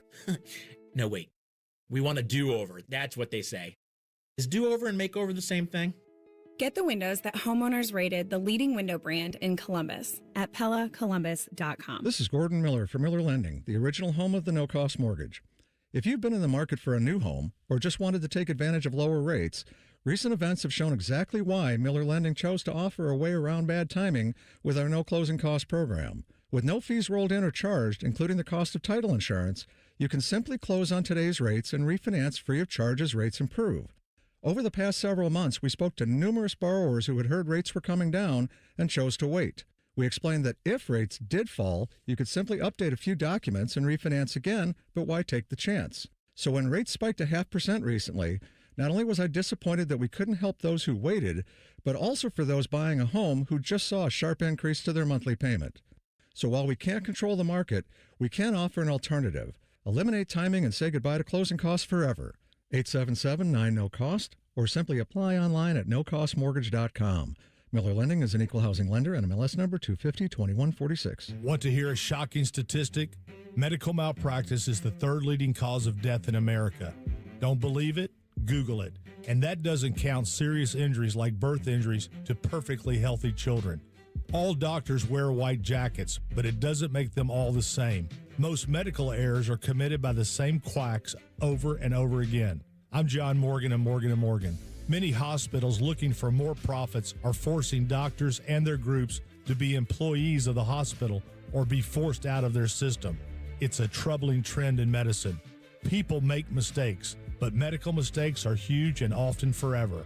If you believe your child suffered a birth injury or a misdiagnosis or mistake led to a loved one's death or injury, let our team of medical malpractice lawyers examine your case for free. No recovery, no fee. Morgan & Morgan, forthepeople.com. Morgan & Morgan, Ohio office located at 600 Vine Street, Cincinnati. Prior results do not guarantee a similar outcome. Coffee, sandwich, hash browns. Tired of the same breakfast routine? Time to refresh your morning ritual with a $6 Tim's Trio from Tim Hortons. It starts with a premium blend of freshly brewed coffee, a hot, savory breakfast sandwich made with freshly cracked eggs, and for a tasty twist, a daily baked donut to sweeten the deal. Ask for the $6 Tim's Trio. Your morning ritual refreshed. Only at your neighborhood Tim Hortons. At participating U.S. restaurants, must ask for offer. Medium coffee only. Terms apply. I have a special announcement. Common Man and Timmy is the most listened to radio show in the state of Ohio. Coming in at number 2, common sense. You should listen anyway. Weekdays from 3 to 6. The Fan. Hey, what's up? It's T-Bone. Now is the time to call Comer & Cross and transform your garage with a gleaming new Comer & Cross garage floor. Maybe your garage floor has exposed concrete with stains and cracks or a bad epoxy or paint job. Well, a new Comer & Cross garage floor will transform your entire garage in just one day. Now, here's the great part of this whole story. If you call them right now, they're going to take 50% off installation. Yeah, that's right, 50% off installation from Comer & Cross when you call them today at 1-800-NEW-FLOOR. A Comer & Cross garage floor is the gold standard, guaranteed to never chip, crack, or show tire lift like epoxy or paint ever. Plus, they make it easy. They'll take your stuff out of the garage for you. They'll fix your cracks and pits perfectly like it's a new garage floor, and then they'll apply the proprietary finish that you pick. Yeah, I said it. They'll fix your cracks and pits. What's wrong with that? That's what you want. So call them today at 1-800-NEW-FLOOR to get 50% off installation. That's 1-800-NEW-FLOOR. Or go to comercross.com. The Fan Guest Hotline is sponsored by Airflow Heating and Cooling and Bryant, doing whatever it takes to keep you and your home comfortable. The Fan. Pull up a stool and ask the bartender for something neat, because Uncle Bo is on the radio. This is Bishop and Friends.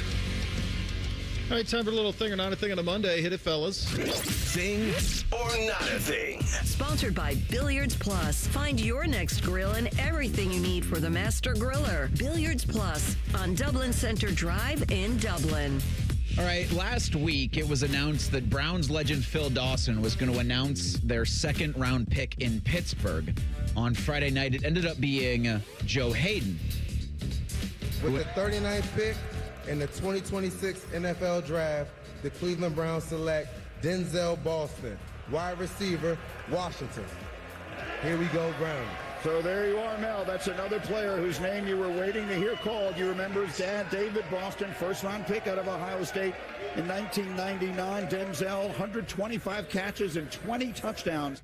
So Denzel, not related to David Boston, later joined the Cleveland Browns radio network and said that Greeny's mistake happens more than you'd think. I know this isn't true. How often do people think that you're like somehow related to David Boston? Oh, all the time. Well, there's articles, all types of. My dad don't get no credit. I already told him he get no credit because everyone's always like, "Oh, you're related to David Boston." And I had a few of his nephews even say, "Hey, we're related" and stuff like that. And I had to let them know, like, "Hey, we're not related, but I appreciate y'all reaching out." Thing or not a thing. First of all, boy, he's a likable dude. So the talent's good. The Greeny mistake is an incredible mistake when you're hosting the draft. That's an incredible, and I don't think he had a good draft. He didn't have a good draft on Thursday when I was watching it nonstop, and it sounds like it continued kind of throughout the weekend. So, but look, the guy does 1,000 things. I mean, you can't really be good at everything all the time, and they probably should have just had somebody. I don't know, how did that even happen? I'd be curious to know how that even happened. Do you know, Bake, how it happened? I was just figuring that somewhere along the line, somebody Greeny really trusts told him that, and he never looked into it and just believed it was fact, or he had a producer give him that information. A producer put that right in front of him, and he just went with it. But gosh, if a producer did that, then you're fired if that's the case, because you can't give wrong information to a host. Like, that's literally the job. Boston handled it well. The other thing that's really interesting here was Joe Hayden's read of the pick. The draft is in Pittsburgh. Joe does stuff for the Browns, and he does stuff for the Steelers. He kind of considers himself a Steeler and a Brown, and it felt like even his "here we go Brownies" or whatever he said at the end was kind of tepid. Like, it wasn't like full-throated, because of course he played. I'm guessing he wasn't crazy about doing that. Like, I'm going to find out this afternoon. Like, where was Phil? How did it end up this way? Why did this happen the way that it did? Because to put Joe in a tough spot. There was a lot of celebration about having Phil announce the day 2 pick, and then Joe Hayden and Phil Dawson not the same person. So I don't think it's been revealed why Phil wasn't able to do it, and why, Joe, who is loved by both organizations and their fans. I thought that was and I didn't know that about the Phil Dawson part, so maybe something happened and they just had to pivot real quick. Sure. I thought that was tough putting Joe in that spot. Well, and don't you think, just replay his reading of the pick. With the 39th pick in the 2026 NFL Draft, the Cleveland Browns select Denzel Boston, wide receiver, Washington. Here we go, Browns. So there you are, Mel. It's almost like he was trying to get away and say, "Oh yeah, I'm supposed to do this." How can I get out of here as quickly as I can? I don't want anyone to notice that I played for both of these teams kind of equally in terms of tenure. I think it's pretty close in terms of his career, the breakdown, and he was really good for both. So kind of put him in a little bit of a different spot. I don't know. The real truth on how this happened with Greeny would be fascinating to me. Like, if it's just like one of those urban legends, like the old Marilyn Manson is the kid from the Wonder Years, which isn't true, but like those type of things, like you just wonder if if it just was kind of like an urban legend, he heard it enough, he believed it. So I think, did Joe Hayden do the podcast with Cam Hayward? Was that ever a thing? Yeah. Well, was it with Cam? I know he did a Steelers podcast, and then he, at one point, like he was on Brown's payroll. Oh. Because he used to do something like, I mean, other than when he was a player, like he would come in. I used to see him like once a week. He would come in, and he'd come in and do like the camp and all that stuff. And I'd see him from time to time, but I haven't for a while. Well, Cam Hayward's got a podcast, not just football, and they did a live show at the draft Thursday night in Pittsburgh. Will Howard joined him and said he's ready for whatever happens this year in that quarterback room. I'm here, man. I don't know what Aaron's going to do. If he wants to come back, I'd be more than happy to, spend another year learning from him. But if he doesn't, I'm ready. And, I know I have to be. And I know they're excited, but, I just got to attack this year like I'm going to play, like I'm going to be the starter. And, I mean, you got to attack every year. Whoa. Like that. Now, I think this was before the Steelers picked Drew Aller. Thing Sure or not was. a thing. Boy, that little QB1 chance in there. If you noticed, did you hear it very slightly at the beginning? Before he even spoke, some people were saying that. Yeah, everybody I've talked to over there says he is immensely popular. He's a Pennsylvania kid, Philly area. I wonder who would Steelers fans prefer, Aller or Howard? Drafting Aller tells me they're not satisfied with Howard. I mean, he's a third-round pick. They're both Flyers, but Will was a 6. Different coaching, too, right? Than it was Tomlin. Now it's McCarthy.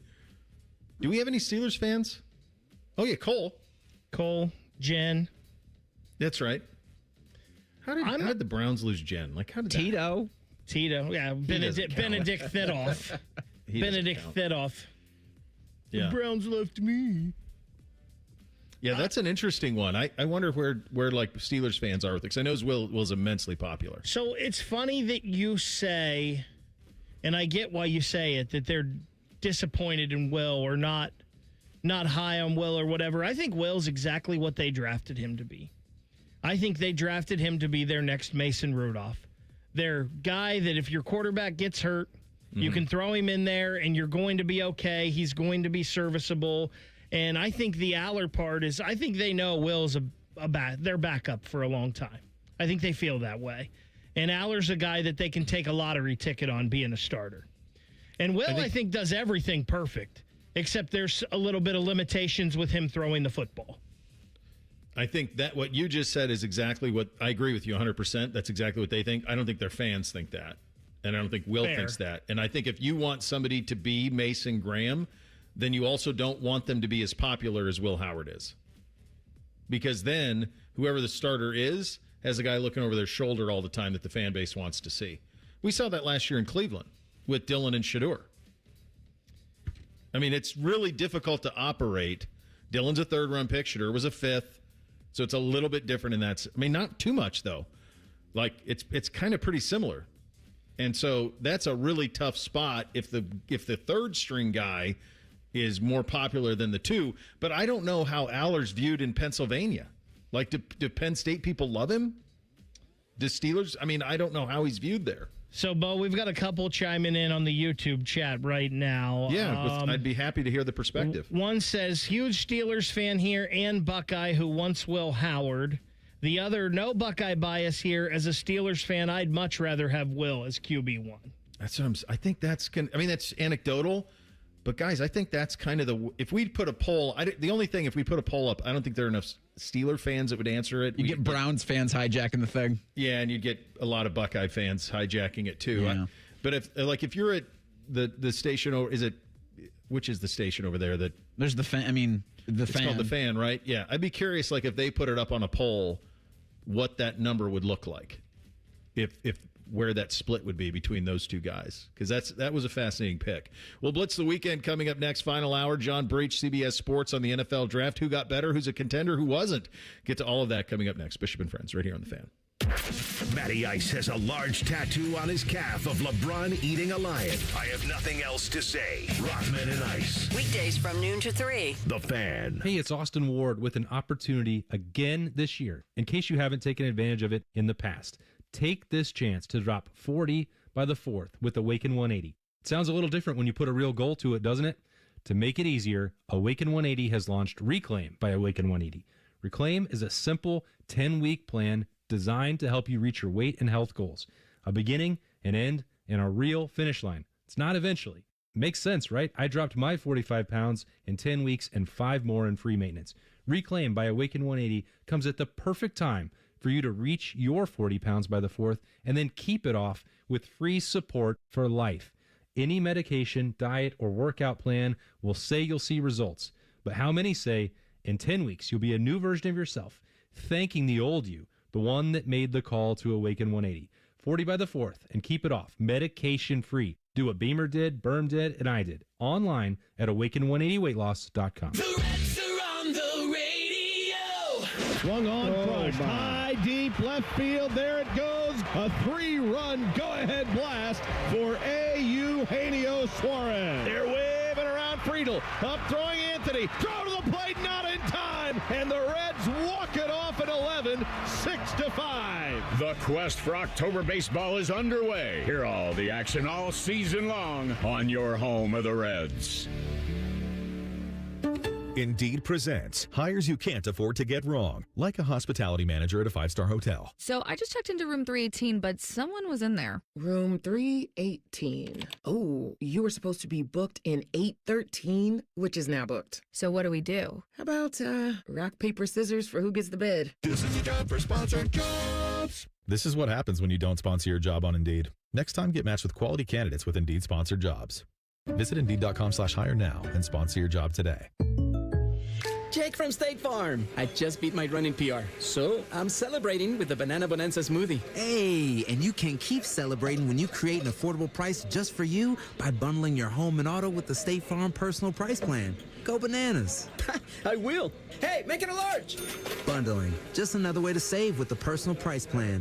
Like a good neighbor, State Farm is there. Prices are based on rating plans that vary by state. Coverage options are selected by the customer. Availability, amount of discounts and savings, and eligibility vary by state. Hey, it's Anthony here for the Good Feet store. This is the time. You want to be outside. You need to be outside. But do you really want to be on your feet if they're killing you? That's why I went to the Good Feet store. I stressed about knowing I would be standing at a multiple-hour event or even playing in a golf tourney where I knew I would be walking. But when I got fitted for my personal arch supports, it changed the game for me in a great way. I honestly feel much better supported and aligned, and it's taken the pressure off my lower back. I could feel the difference instantly in my test walk at the store. Just a solid foundation right from the get-go. And now, every day, everything feels a little better. Their experts will personally fit you like they did me. And do what I did. Take the test walk around the store and you'll feel the difference. I've learned it all starts with the feet. And when you get the proper support, everything feels better. You can make an appointment online or just stop in the Good Feet store. They're in Grove City or on Polaris Parkway in Westerville. Or get started right now at goodfeet.com. I love Right Pack Credit Union because they're solution driven. I feel valued as a member. They're focused on the latest technology and the personal connections. Experience benefits that go beyond banking with Right Pack Credit Union. Just ask our actual members. I definitely recommend Right Pack to all my family and friends as a credit union of choice. Visit one of our Columbus area Right Pack Credit Union member centers near you. Based on individual members' experiences, results may vary. Spring cleaning isn't just for your house, it's for your life. If your job is getting old, it's time to clear the clutter and spring into IT. Go to My Computer Career. My Computer Career helped me get the skills and certifications I needed to start a new life as an IT professional in months, not years. Earn the certifications the top employers are looking for right now. Visit mycomputercareer.edu and take the free career evaluation to see if it's time to spring into IT. Financial aid is available to those who qualify, including VA benefits. Care Heating and Cooling. Honest technicians, honest pricing. Call 1-800-COOLING. We got a higher home appraisal after we put away our African art and family photos. Has this happened to you because of race or national origin? Contact HUD at hud.gov/fair housing. A message from HUD and the National Fair Housing Alliance. Broadcasting live from the McDaniel GM Superstore Studios. Driving excellence since 1916. Chevrolet. Together, let's drive. WBNS HD1 Columbus. Good morning. I'm Eric Reeser. 11 Buckeyes heard their names called over the weekend as the NFL draft took over Pittsburgh. Next step for the rookie class is minicamp, which will be held over the next 2 weeks. Rookies for the Browns will report later this week. In baseball Monday, the Guardians begin a homestand with the Tampa Bay Rays. First pitch from Progressive is 6:10. Cleveland can thank Cincinnati for keeping the Tigers level in the AL Central. The Reds took 2 of 3 from the Motor City Kitties over the weekend. Redlegs are off Monday. They'll host the Rockies Tuesday. Cincinnati leads Chicago by 1 game in the NL Central. In the NBA Monday, Orlando can take a 3-1 lead on Detroit with a win in Game 4 of their first-round playoff series. Winner gets either Toronto or Cleveland in the second round. Raptors tied that best of 7 on Sunday. Cavs are going to host Game 5 on Wednesday. This update is sponsored by Green & Sons. Find your next Kubota tractor at Green & Sons, located in Mount Sterling and north of Marysville in Raymond, or you can find them online at greenandsons.com. Keep your friends close and your producers closer. You're listening to Bishop and Friends. All right, final hour here on a Monday. Let's kick it off by blitzing the weekend. Hit it, fellas. Bishop and Friends present the Weekend Sports Blitz. Sponsored by Metal Supermarkets. Visit metalsupermarkets.com/Columbus for all your metal needs. I believe I had that. Reese, let's start with you. What did you have? Cavs in 6, baby, but in not a good way. Like, I thought they'd be a little bit better. Yeesh. This has been miserable as a Cleveland fan, games 3 and 4. When's game 5? So Wednesday in Cleveland for that one. It's like I had no confidence. I mean, it's going to be a dud for both teams. It's just like which team can turn the ball over less, maybe? Because both of them are shooting atrociously from beyond the arc. It's funny how the NBA slow plays the first few games, and then all of a sudden now you're playing Wednesday and Friday. Get it over with. Just like, okay, it's enough. Let's just get this over with. Don't have a 7-game series in the first round. No, not at all. Bake? I believe I had that this Tampa Bay Lightning Montreal Canadiens series was going to be an all-timer type series. And so far through 4 games, it's tied at 2. The first 3 games all went into overtime. Last night, Tampa Bay scored late to get the win. And this series has been as physical as any of the series. And there has been some physicality, especially in that Pittsburgh-Philadelphia series. Yeah. But it almost seems like Tampa Bay is going out of their way to prove a point that they're a tough team again. And, man, this series has been fun. Yeah, I'm rooting Canadians in that. Unfortunately, I think the Lightning are probably going to win. Is Canada going to be like the Oilers are down 3-1, knocked out in the first round? Who's still in the mix? Where are the Hold on. I think the Oilers are up 3-1. No, right? they're down 3-1. They're down Coach. 3-1. Yeah. That's right. Anaheim leads that. Yeah, they're done. Whoa. Yeah. I looked at that wrong. Yeah, so it's 2-2. Oh, Carolina. Yeah, that's it. Canada's going to be done. First round out. Thanks for the game, kids. Every once in a while, social media does something. So yesterday, I got this notification. 15 years ago on this day, this is what I said. This is on April 26th of 2011. So it had to be on the day of the first round of the NFL draft in 2011. I wrote, the more I think about it, the more I think Julio Jones is the right guy no matter who is available for the Browns at 6. It's a good job out of me. Believe I had it. What a great one to find. Even then, I was all about weapons. Why are you choosing violence on a Monday? Even then, I was all about weapons. Just give me guys. That one would have played out pretty well. I did not have that. Reese, what did you not have? I don't know how we can continue after that one. Let me see. What did they do in the 2000? Do that. Let me do this real quick because it is Cleveland Browns related. I had lamented the pick of Casey Concepcion at 24, thinking, well, they had the ability to get Denzel Boston and they didn't, and he was the guy I felt would give you a better evaluation of now your 4 quarterbacks in the Browns quarterback room. And loyal listener, I want to say it was Caleb, told me correctly they could get Denzel Boston with their 2nd-round pick, and I didn't think they were going to go back-to-back wide receivers. They did, and I was wrong, and I'm thrilled to be wrong because they crushed the 2nd round. So it was they had traded. They let Atlanta come up to get him. I don't know what else it was, but they ended up with Phil Taylor. God Almighty! By the way, you want to talk about a draft? That draft in 11 went Cam Newton, Von Miller, Marcel Darius, A.J. Green, Pat Pete, Julio Jones, Aldon Smith. Those are the first 7 picks. J.J. Watt went 11. Mike Pouncey's in that draft. Good Lord, what a draft. I did not have Dom Taberry trying to get an extra Tuesdays with Taberry segment on the program this week.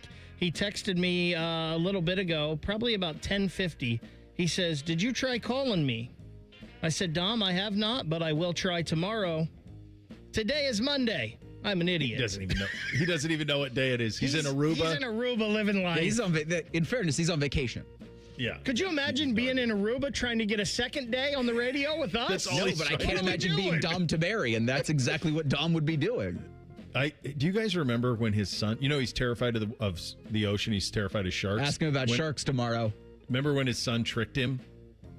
Little Dom tricked him and said, well, it was a buoy, and he said that's a net, so sharks can't come past there. And he got Dom in the ocean. But Dom bought it. Dom was showing me pictures, though, the other day of them deep sea fishing and catching sharks. Yeah, he likes being on a boat. I guess he hasn't seen Jaws. I did not have this. I've never seen this before. We're playing in the championship game, and Beamsy's team's playing in the championship of the lacrosse tournament up at Cedar Point against Brother Rice team out of Detroit. Both teams are really, really good. We're up 3-0. The tournament director in the middle of the game, as the game is going on, walks in play and talks to one of the officials while play is happening. Like, we're playing the game. Walks and talks to one of the officials. Next 3 calls go against us. I've never seen anything like it. Never seen somebody. You sports kids, when you think you've seen everything, nope, not quite. Player who impressed, Reese. I'm torn here. I'm going to give it to Reds rookie Sal Stewart, who's got 9 home runs on the season. He had a 3-run home run, drove in 5 runs Saturday. He's the rookie of the year in the National League, and I don't know if it's particularly close. The Reds are really, really good. Mm-hmm. Sorry we couldn't help you with sweeping the Tigers yesterday. That's though. okay. You still kept them level. Like, the Guardians had bases loaded on Saturday and couldn't get anything with it. So it's not all your fault. I ended up watching way more of the NFL draft than I thought I did this weekend, in the fact that it was on in the background while I was doing stuff at the house. And Mel Kiper Jr. is the player that impressed for me. While all these guys are sitting up there with tablets and computers and hundreds and hundreds of pages of notes and still getting things wrong by calling David Boston Denzel Boston's father, Mel Kiper Jr. is just sitting there with a couple pages of notes and just rattling things off about the 187th pick in the draft that nobody should know. I wonder what would be like. We should, because nobody gets Mel on, but we'll get Dane on. What is it like when your entire job is to only know about a class that is going to the draft? Like, that's your entire occupation, is to just know every single thing about however many guys are drafted in a draft. That is such a fascinating profession. It's so interesting that he's associated with the NFL because of the NFL draft, but he's such a college football nerd. He is. Yeah, he's really not. He doesn't really. You can't watch the NFL. How could you? There's no way that you could. Player who impressed for me, I had a chance on Friday to meet Spencer Fano, Casey Concepcion. Really likable dudes. Both of them. Really likable. I hope they hit.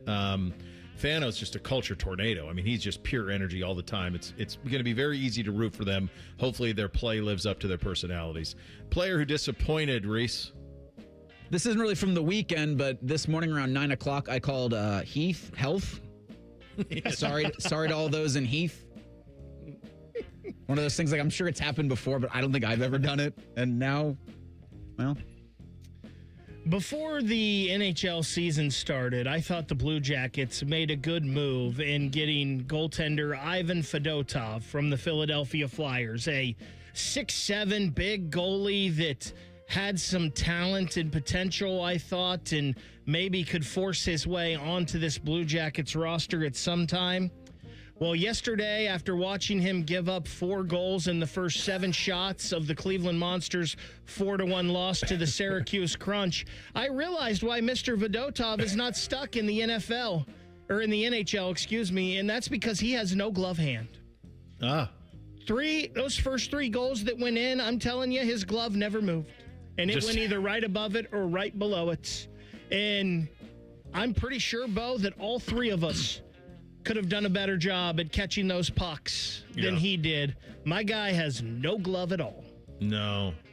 This one just sucks. Not necessarily player specifically, but just sucks for the Buckeye lacrosse program. An incredible season. Win the regular season and then lose to Michigan in the quarterfinals of the Big Ten tournament. The NCAA lacrosse tournament is a tough thing to wrap your head around in terms of how they go about it, like the numbers. They probably need to add a lot more teams to it. I'm not smart enough to know if the Buckeyes will get in or not, but I can't imagine that this is good, and they were ranked 9th or 10th in the country going into it. So just never were able to get the offense going. Bud Kilmer, honorary coach of the week. Reese, who do you got? Whoever is coaching Sebastian Sawe. If you're not familiar with that name, and maybe I did a bad job with the last name of it, on Sunday, he broke the sub-2-hour marathon in London. 1 hour, 59 minutes, and 33 seconds. That's 26 and a half miles? Mm-hmm. 26.2. And it'd never been done under 2 hours till Sunday. It was done twice, actually. The guy who finished second was closer to a minute 59:42, but it's nuts. So it works out to, I'm bad at math, but it works out to around 13 miles an hour. Yeah. Little more. And they keep the pace the entire time. Like there isn't. Like to just stay at 13 and a half. Just go do that on your treadmill at the gym or home. Put it at 13 and then do that for 2 hours. Do it for 2 minutes. But Kilmer, honorary coach of the week for me is Atlanta Braves manager Walt Weiss. The Atlanta Braves had a rough year last year. He's there tackling players the other week in a brawl, trying to keep his players safe. He's got the Atlanta Braves sitting there with the best record in baseball right now at 20-9, a half game ahead of your Dodgers, Bo. It's early for my plucky little Dodgers. We're just, we're just trying to make it work, scratch some nickels together, see if we can put a roster together. So we'll see. We'll see if the homegrown Dodgers. Real cheap organization. They got to turn that around too. Very much. You can't be. Just imagine if they spent a little. You can't be competing in the NL West with that kind of a payroll. You just can't. No way. Come on. Is Juan Soto available? Like, what do we need to do here? Good get. Where does it go? He's still playing, right? No, of course. I'm going to go Todd Bunkin on this. I'm going to tell you what. This is a 60-year-old man who's having the time of his life. When he gets in front of a microphone, and I'm not sure if either of you cut the audio from him from his press conferences, but the amount of things that he says directly is so refreshing. This is a guy who waited forever for this moment, and he's just having a ball with it. Just absolutely having a ball. I hope it works for him. No. Why would we do that? Not at this moment. It's just so good. So good. All right, we'll take a look, one more look back at the NFL draft from over the weekend, the teams that won and lost. Interesting pick with the Steelers. We talked about it a little bit earlier. What potentially would that mean for Will Howard? We'll get to all of that coming up next. Bishop and Friends, right here on The Fan. We used to have a billboard with our host's face on it, but only ugly people work here now. You mama say you ugly, hey! The Fan, Ohio's sports destination. Performance matters in intimate moments. Don't let ED ruin them. This is Jeff for Tri-State Men's Health, and I want to assure you that if you're like the vast majority of guys, you don't have to suffer with ED anymore. In fact, you might be pleasantly surprised at how the right treatments could positively impact your love life. At Tri-State Men's Health, our advanced medical therapies go far beyond pills. We have treatments that are effective in well over 90% of cases, and we offer specific and combinative treatments that can dramatically enhance both your performance and your stamina. You could even last up to an hour or more and bring a far greater level of intimacy to both you and the one you love, perhaps performing like you haven't in years. So call us today and find out why our advanced treatment strategies offer so much more. Your first visit is just $99 and gets you blood work, a medical consult, and if medically advised, a test dose. And if that test dose doesn't work in the office, your visit is free. Call 800-900-9654 or go to tristatemenshealth.com.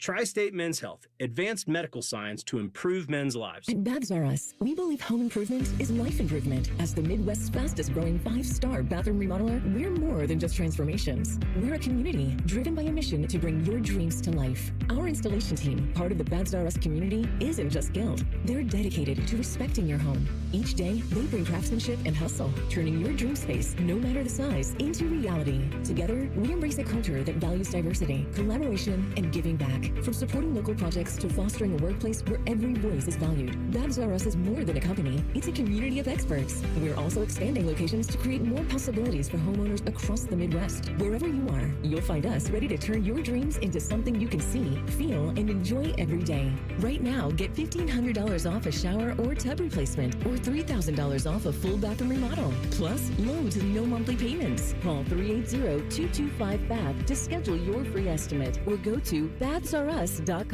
Babs R Us, where dreams soak in. Common Man here for GoGermain.com. I have been telling you about my friends at Germain for a long time, and it's because they bring the goods. And right now, you get $3,000 over Kelley Blue Book on your trade during the Germain Trade and Upgrade Sales Event. Yes, cue the trumpets. Nearly 4,000 new and pre-owned vehicles, plus an extra $3,000 on your trade means your budget goes further. And with their $1,000 price promise, no one's going to sell you a car for less. Get started now at GoGermain.com. Relax and let Kroger Delivery handle your grocery shopping this week. We start with only the freshest items. Then carefully pack your order in our refrigerated trucks. And our cool trucks keep your food fresh right to your door. Fresh groceries your way with Kroger Delivery. Get free delivery during online deal days, plus $30 off your first online order. Kroger, fresh for everyone. The Reds are on the Fan's family of stations all season long. If you don't listen, Terry Francona will ride his scooter to your house and yell at you. Your home of the Reds. The Fan 2, and the Fan 3. Ohio delivers elections you can trust through unparalleled accuracy. In every election, we feature a thorough bipartisan audit with a consistent 99.9% accuracy rate. Make your plan to vote at voteohio.gov. Absentee ballots must be returned by Election Day. Planning to buy a home in 2026? Not sure where to start? The Ohio Housing Finance Agency can help. With a step-by-step homebuyer's guide and financial tools, the Ohio Housing Finance Agency can make homeownership part of your future. Eligible homebuyers may qualify for down payment assistance and reduced mortgage interest rates. To see if you qualify and to find a mortgage lender, visit myohiohome.org. The ONN Daily Podcast. Get a recap of all the day's news from across the state. The ONN Daily Podcast. Listen at onnradio.com or wherever you download your favorite podcasts from the Ohio News Network. Fan weather. From the Logan AC and Heat Services Weather Center. Expect a mostly sunny start to the work week with daytime highs getting into the upper 70s to right around 80 degrees with breezy winds. We will see chances of showers and thunderstorms develop as we head into the evening towards sunset and linger overnight with gusty winds. And then for Tuesday, expect a chance of showers and storms early, otherwise getting mostly sunny throughout the day and breezy and warm with highs in the upper 70s. For The Fan, I'm meteorologist Meredith Garfalo with a 10 weather impact forecast. If the sound of another man slammed against plexiglass turns you on, you've come to the right place. Proud to be your home for Jackets hockey. The Fan, Ohio sports destination. They've all been paid by the Cleveland Browns. This is Bishop and Friends. Ohio State's official football, I guess it's their athletic X account, Ohio State Buckeyes at Ohio State Athletics. They just put out 11 Buckeyes were selected in the 2026 NFL draft, the most of any school in the country. And then they have still images of all of the players that were drafted in various games or whatever. Well, the first picture that they have is the Carnell Tate, Michigan pose. That is already on a short list of most iconic Ohio State football photos ever. I mean, when you think of the ones that jump into my head are Eddie against Notre Dame is always in my head. The Woody one when it's snowing, that one is always in my head. Zach Bourne is always in my head. And unlike every other dumpster in this city. Yeah. Curtis Samuel jumping into the end zone. Curtis Samuel. Arms out. That's another one. Mike Hall with the double bird. Yes. Double birds is, yeah. Double birds is pretty good. Yeah, but it's up there. It's it's pretty damn cool. Like for this group, it's kind of the one. There's a bunch of different images of like Zeke on the run against Bama. Yeah. But there's not one that I think of that's like the one. Brutus dotting the I on Script, Ohio in the snow. That's great. That's great. I wonder who I'd like a copy of this. I wonder who took that shot. Who's the photographer who took it? Because it's a hell of a shot. I've got a wall in the base where I've got some of these, and that is a heck of a shot up there, and it is an all-timer. It's going to be an all-time shot. There's no doubt about it. NFL draft winners and losers. Look, the Browns appointed themselves very well here. No matter which source you look at, they are one of the top drafting class. Danes Brugler has them number 1 overall. Kuiper gave him an A, right, Breece? Is that what you said? Yep. Yeah. So they had a lot of things that they had to get sorted out, and I think for the most part they did. The thing with the NFL draft is you never know right away what hits or not. There's been many of these ones where we look at them and say, boy, these guys are absolutely, they knocked everything out of the park and then it doesn't hit. And so you don't know, but on the surface, this looks like they crushed this thing. Cincinnati, I think you could argue that the two Ohio teams, if the Browns crushed the draft better than anybody else, it's possible that the Bengals crushed the offseason as much as anybody else in terms of what they did. I think both operations in state for your fan bases, different expectations. Bengals go win the Super Bowl. Browns, I'm guessing Monken's saying, let's go be a playoff team. That will all hinge on quarterback because everything else, offensive line should come around pretty well. They put a lot of resources to it, both in free agency and in the draft. Now their weapons are pretty solid. Multiple tight end weapons, good running back room, pretty solid receiver weapons now, and the defense should be the defense. So that defense should be another top 10 defense. So I think from their perspective, if they can get quarterback right, and that's the biggest if, right? That's a $230 million question. If one of those guys can take it, they could be in the mix.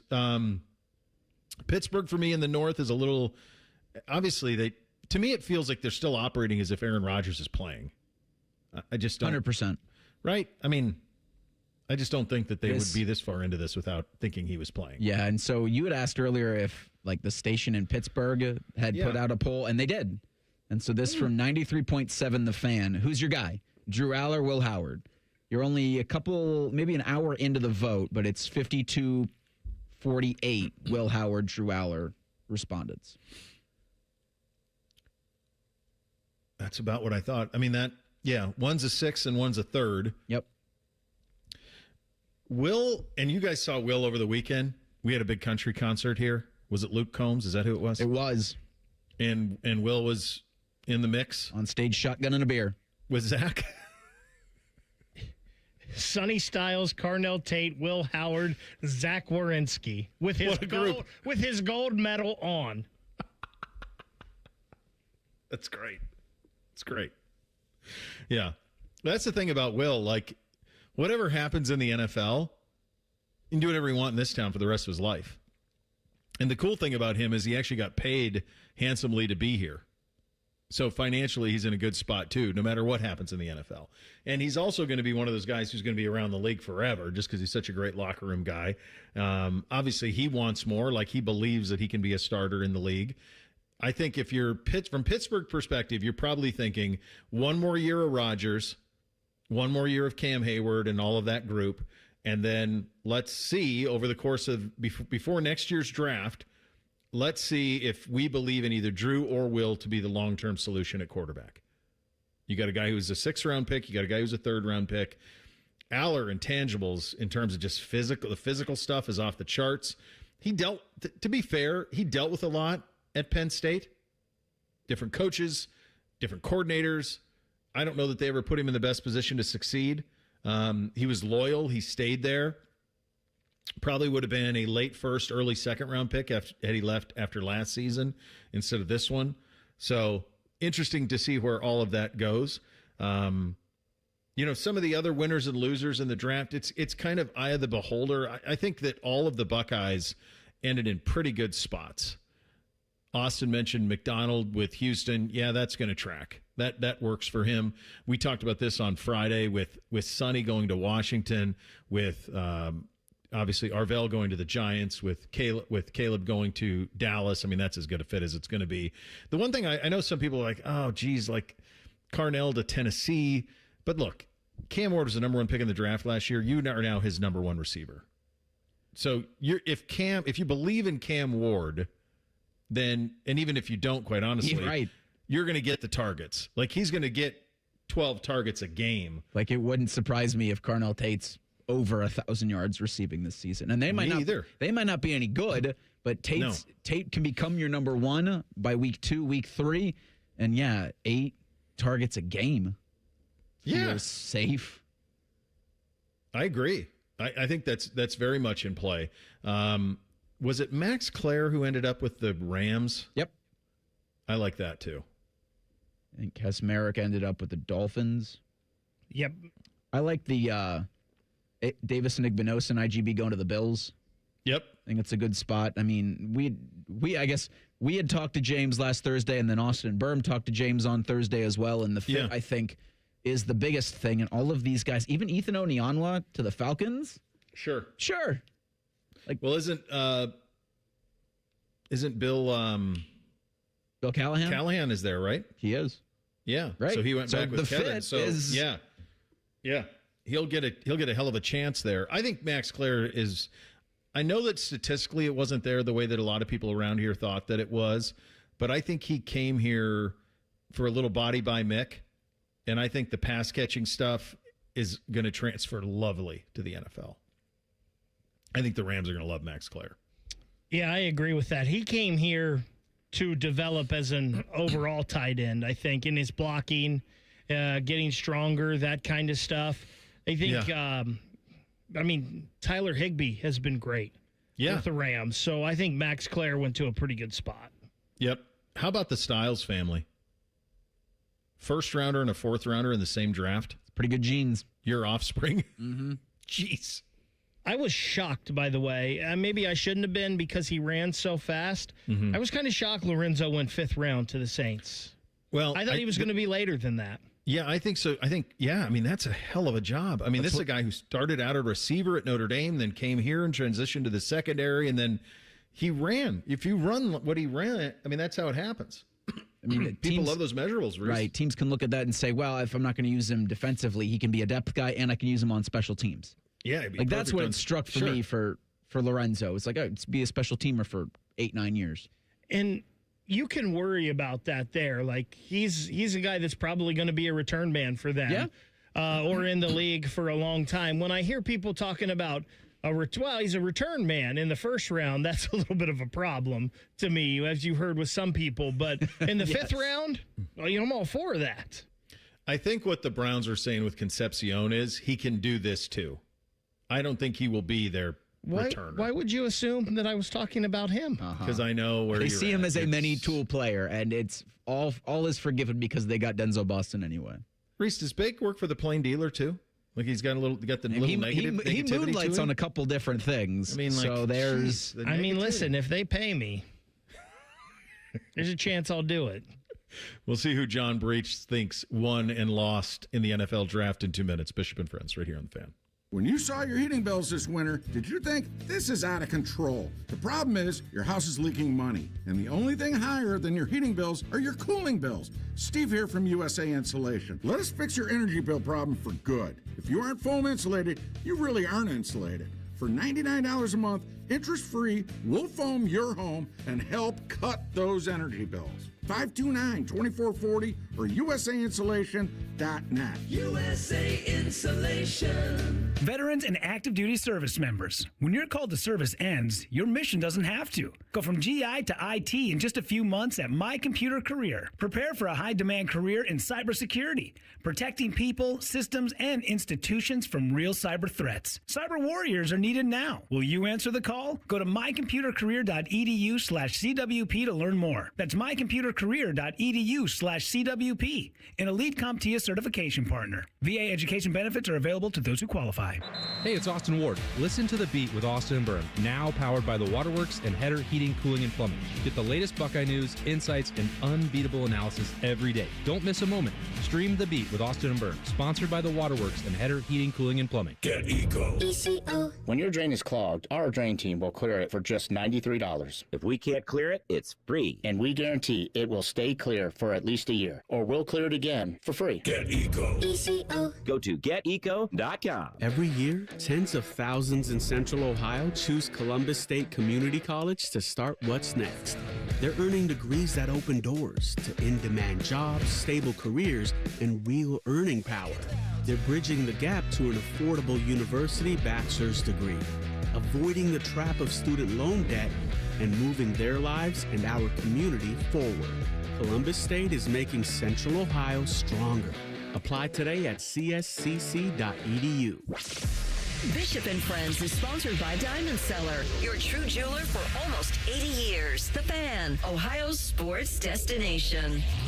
Sports conversation that's worthy of a toast, or at least a stiff drink. You're listening to Bishop and Friends. Indeed, you are. Time to head out on the Bryant Heating Cooling Systems fan guest hotline. Conversation with a great friend of the program, our buddy John Breech, NFL at CBS Sports. Buddy, great to talk to you. The NFL draft is now in the rear view. It is always fun. It's never doesn't amaze me. 320,000 people in Pittsburgh for this traveling carnival, John. I wouldn't be one of them. But man, it is every year now. This is something the NFL can do. No matter where it is, you're going to get 250,000 people or better watching names be selected. Yeah, it's amazing to think that the NFL didn't think of this earlier, because they think of anything that could involve them making money. And obviously, it was in New York for so long. They moved it to Chicago in 2015. And now the fans fully embrace it, though. I mean, you see the cameras panning over the city that's hosting it, and there are literally hundreds of thousands of people there. And like you said, though, it is literally just names being announced. So it is fascinating to see how much the fans love it. But I do think it is something that everyone should experience at least once. And then after that, watch it Yeah, absolutely. All right, let's do some winners and losers, not just from the weekend with players, but let's stay at the top first, and I'll get your take on the Ohio teams that we talk about so often. But just in terms of going into the weekend, now that we've done free agency, we've had some trades, and I think we're going to have some more, obviously, this summer with A.J. Brown and so forth. But in terms of just roster building, which teams do you kind of like the most in terms of what they did to position themselves for next season?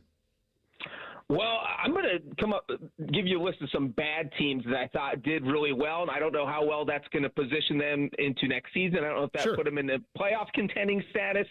I liked what the Giants did. I think that John Harbaugh has gone in there. He's going to grab the bull by the horns. He recruited half the Ravens roster to go to New York with him in free agency. Then you get to the draft. They kind of have Arvell Reese fall into their lap at 5th overall, which makes that a no-brainer pick. I like they got Colton Hood in the 2nd round. I just thought that everything New York did makes this a team that could maybe contend for a playoff spot, at least a wild card spot next year. I thought the Jets did a really good job, which is definitely not something we say too often after an NFL draft. I mean, you're talking about a team that had to hit a home run because they had the 2 first-round picks. They trade up, they grab another first-round pick. And so when you have 3 of those, you can't let them go to waste.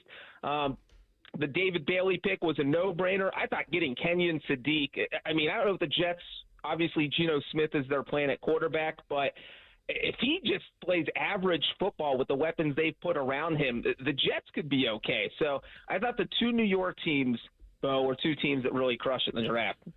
John, the Jets, now they're the Jets, but I love their first round too. They got 3 more next year. Like, if you're them, do you even want to win this year? I know Aaron Glenn does, but if you're Woody Johnson, might not be the worst thing to put a 3-14 out there. Yeah, well, I think that is kind of the philosophy right now. That's their thinking, especially you look at the Geno Smith trade. It's, you know what, we'll throw Geno out there, and if we make the playoffs with Geno Smith, whatever, that's a bonus. But if we end up tanking and only win 4 games, that's great too, because we do have these 3 first-round picks that are scheduled to have a lot of cap space next offseason. So this is definitely a team that could make even more noise next offseason after having a pretty solid year this offseason. Absolutely, and I think Arizona's in that bank too, right? Because I don't know what they're doing in terms of – it feels like they're in that spot too. Would you agree? Yeah, I thought the Cardinals, their draft to me was a little bit more bizarre. I think when you're a team that only won 3 games last year, you cannot be drafting a running back when you're picking in the top 5. I mean, I think I saw a fact over the weekend that over the past 20 years, there have been 11 or 12 running backs taken in the top 10, and none of those running backs have made it to the Super Bowl with the team that drafted them. And usually, because if you're picking in the top 10, you're a bad team, and a running back is not going to fix that. So taking Jeremiah Love, who is certainly talented and will probably have a very good NFL career, I'm just not sure that guy is going to help Arizona get to the Super Bowl anytime soon or ever. No, buddy, I agree. I thought that was very strange, especially when they already have the investment in that room that they do. They have a pretty solid room there anyway. It seemed a little bit redundant as they were building, but sometimes you got to sell jerseys too, and that's a part of it. John, in state here, the Bengals draft really started with the acquisition of Dexter Lawrence, and the Dexter Lawrence acquisition was part of an offseason that saw them invest bigly on the defensive side of the ball. When I look at them, and I pay attention pretty closely, and sometimes look at it through orange and black colored glasses. To me, it looks like they should be a contender in the AFC. What did you make of their offseason? What did you make of their draft? And then, of course, the big one, the acquisition of Dexter Lawrence.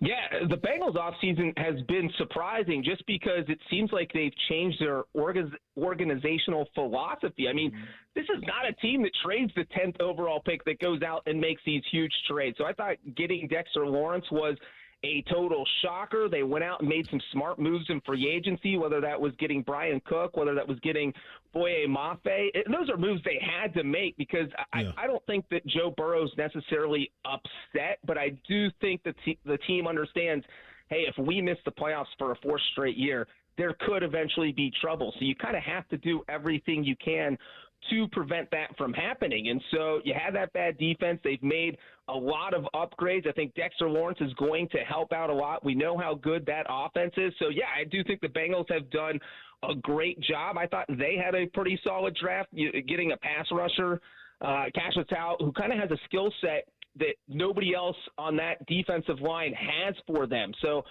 when you get the SEC Defensive Player of the Year at 41st overall, I think that is pretty solid. And they got a couple of interior offensive linemen that I liked. I thought the Bengals overall have had one of the smartest off seasons of any team in the NFL. And they're the only team bringing back their head coach in the AFC North. It just feels like they feel like the team to beat in that division. I think that's fair. I agree with you on that. Up 71 north from them is the Cleveland Browns. It appears on paper that Andrew Berry had another very, very good draft. I know for a fact that Casey Concepcion, Denzel Boston, and then the safety out of Toledo, they viewed all of those guys of worthy being picked at 24 overall. They ended up getting all 3 of them. What did you make of what the Browns did in year 2 where Andrew Berry's kind of has full say on everything up there? Yeah, if we're just looking specifically at the draft, I thought the Browns had the best draft in the AFC North and one of the best drafts of any team. I know I mentioned the Jets and the Giants, but the Browns would also be in that conversation because I think when you looked at what they had to do this offseason, it was, hey, we've got to revamp the offensive line. They've made a bunch of moves there, obviously using their top pick on a left tackle. So now they're probably going to have 4 new starting offensive lineman there. You mentioned Concepcion. I think that was a great draft pick. And I think some people maybe raise their eyebrows at the fact that they used 2 top 40 picks on receivers, taking Denzel Boston in the 2nd round. And it's a little bit bizarre, but I mean, if anybody watched the Browns offense last season, you know that was something they had to do. They had to get more receivers in there. because what they have just isn't cutting it. So from a draft standpoint, I feel like this is the second straight year that this team has really hit a home run. I mean, you go back to last year, Carson Schwessinger was the defensive rookie of the year. Mason Graham, very solid. I mean, Harold Fannin ended up being a steal. So this Browns front office has really turned things around. They seem to have an eye for talent when it comes to the draft. Yeah, they crushed the last one. We'll see if they crush this one as well, but certainly the early reports are pretty good from experts such as yourself. All right, not far from us is Pittsburgh. They have the fiasco in the first round where they're on the phone and the Eagles undercut them. Then they draft Drew Aller in the third. To me, John, it feels like they know Rodgers is coming back, but what do you make of where Pittsburgh is right now, and what exactly are they putting together this offseason? I mean, they're kind of in purgatory because they're waiting for Rodgers, but I absolutely agree with you. It does feel like he's going to come back, and I think every move they've made this offseason has been, we have Aaron Rodgers coming back. Because that's why you go out and you sign veterans like Jamel Dean and Jaquan Brisker on defense, because you want to upgrade on defense. That's why you make a trade for Michael Pittman, because it can't just be DK Metcalf. You got to get some help. But the draft, I felt like, was a nightmare for them. It was just ugly from start to finish. You mentioned the first round. Is once you make that phone call to Mekhi Lemon and you don't get him, you have now telegraphed to everyone in the NFL what you want to do. Then you have to settle for a guy that was probably a second-round guy, and then you have to turn around and get your receiver in the second round, and it just creates a disaster from start to finish. So – and then you bring in Drew Aller with that third-round pick, and so now you have a third-round pick who's not going to see the field probably for 2 years at the most. And so it feels like they really botched at least two of their first three picks. I think Jeremy Bernard ended up being a nice consolation prize at receiver in the second round. But, man, that was a rough start for the Steelers. Not a great draft for them. I'm sure it happens all the time, John, but I don't recall it ever being so blatant the way that, I mean, to call a prospect while you do not have the pick. I just have never heard a story like that before, buddy. Well, and the flip side of that was, if they wanted it, they could have just called the Cowboys and traded up one spot. I mean, we saw the Cowboys literally do that in the first round. They were 12th overall. They moved up to 11th to make sure nobody hopped them to take Caleb Downs. And so if you want the guy that bad, give up one draft pick, move up one spot, make sure you get them. The Steelers got lazy, Eagles got smart, and it was just, I mean, entertaining. It was definitely entertaining, but not good for the Steelers. Yes, it was entertaining, buddy. Good stuff as always. Appreciate your time. We'll do it again relatively soon. Thanks for your time, buddy. Yep, thanks for having me, Bill. All right, there he goes. John Breech, NFL at CBS, joining us on the Bryant Heating and Cooling Systems Fan Guest Hotline. We get you three things on a Monday. Up next, Bishop and Friends, right here on The Fan. The sound of Paul Keels calling a Buckeye game is erotic. Oh, yes. Your home of the Buckeyes, The Fan, Ohio sports destination. Amazon Business. Unlock smart business buying with fast, free delivery on millions of items and practical AI innovations that automate repetitive tasks. AmazonBusiness.com. Hey, what's up? It's T-Bone. Tired of snoring? Sleep Better Columbus can help with a custom mouthpiece that opens your airway and stops the snoring. No mask, no noise. Call 1-800-MORE-SLEEP or visit SleepBetterColumbus.com today. Stop snoring, sleep better, live better. Hey, what's up? It's T-Bone here for Window Nation. Spring has arrived, and it'll be a great time to open your windows. But oh, wait, your windows don't open easily. They leak when it rains. They've got cracked glass. They need repainting again.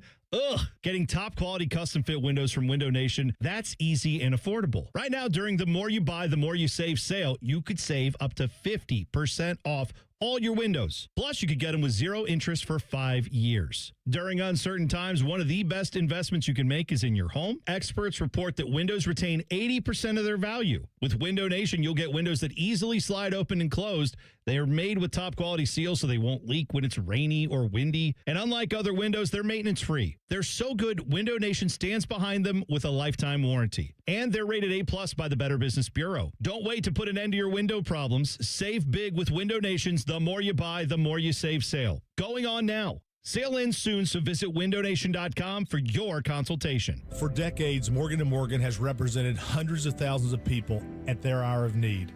Injuries on the job, car crashes, medical malpractice, and nursing home abuse, Social Security claims, dangerous drugs, and dangerous products. We became America's largest injury firm for a reason, and no firm is even close. Then we got to thinking, What if we could prevent these terrible events before they occurred? So we built the AI-powered People Protector. Simply visit peopleprotector.com and type in the product you have questions about before you buy it. Children's toys and accessories, cars, drugs, products, you name it, we got it. With our success, we decided to pay it forward for all of America. Our way of saying thank you for your trust all these years. Morgan & Morgan, protecting America. And if you've already been injured, just visit us at forthepeople.com. Morgan & Morgan, Ohio office located at 600 Vine Street, Cincinnati. Prior results do not guarantee a similar outcome. You've been diagnosed with COPD, but breathing seems to be getting harder. Everyday activities, walking to the mailbox, going up the stairs, talking on the phone, take more effort than they used to. Is this you? If your COPD symptoms are getting worse, there may be options that can help you breathe easier and get back to doing more of what matters to you. Visit the COPD Foundation website at isthisyoucopd.org to learn the signs of severe and worsening COPD and the right questions to ask next. Take action today, breathe better tomorrow. Last year, Eric Reeser and T-Bone staged the first annual Fan 5K. People had a good time and no one died. So we decided to do it all again. It all goes down Saturday, June 20th in Otterbein. Presented by the Ohio State University Wexner Medical Center. Will Reeser's muscular calves explode? Will T-Bone's beard choke him while running? More importantly, will Tyvis, Common Man, and Timmy make total fools of themselves? Maybe. Magic 8 Ball says signs point to yes. Register today at 971therace.com. Hey, it's T-Bone again. Sleep apnea doesn't have to rule your nights. Sleep Better Columbus has been treating snoring and sleep apnea for over 15 years with proven results and now has an office open in Marysville. Call 1-800-MORE-SLEEP or go to sleepbettercolumbus.com. Stop snoring, sleep better, live better. Hey, it's Austin Ward with an opportunity again this year. In case you haven't taken advantage of it in the past, take this chance to drop 40 by the 4th with Awaken 180. It sounds a little different when you put a real goal to it, doesn't it? To make it easier, Awaken 180 has launched Reclaim by Awaken 180. Reclaim is a simple 10-week plan designed to help you reach your weight and health goals. A beginning, an end, and a real finish line. It's not eventually. Makes sense, right? I dropped my 45 pounds in 10 weeks and 5 more in free maintenance. Reclaim by Awaken 180 comes at the perfect time for you to reach your 40 pounds by the 4th and then keep it off with free support for life. Any medication, diet, or workout plan will say you'll see results. But how many say in 10 weeks you'll be a new version of yourself, thanking the old you, the one that made the call to Awaken 180.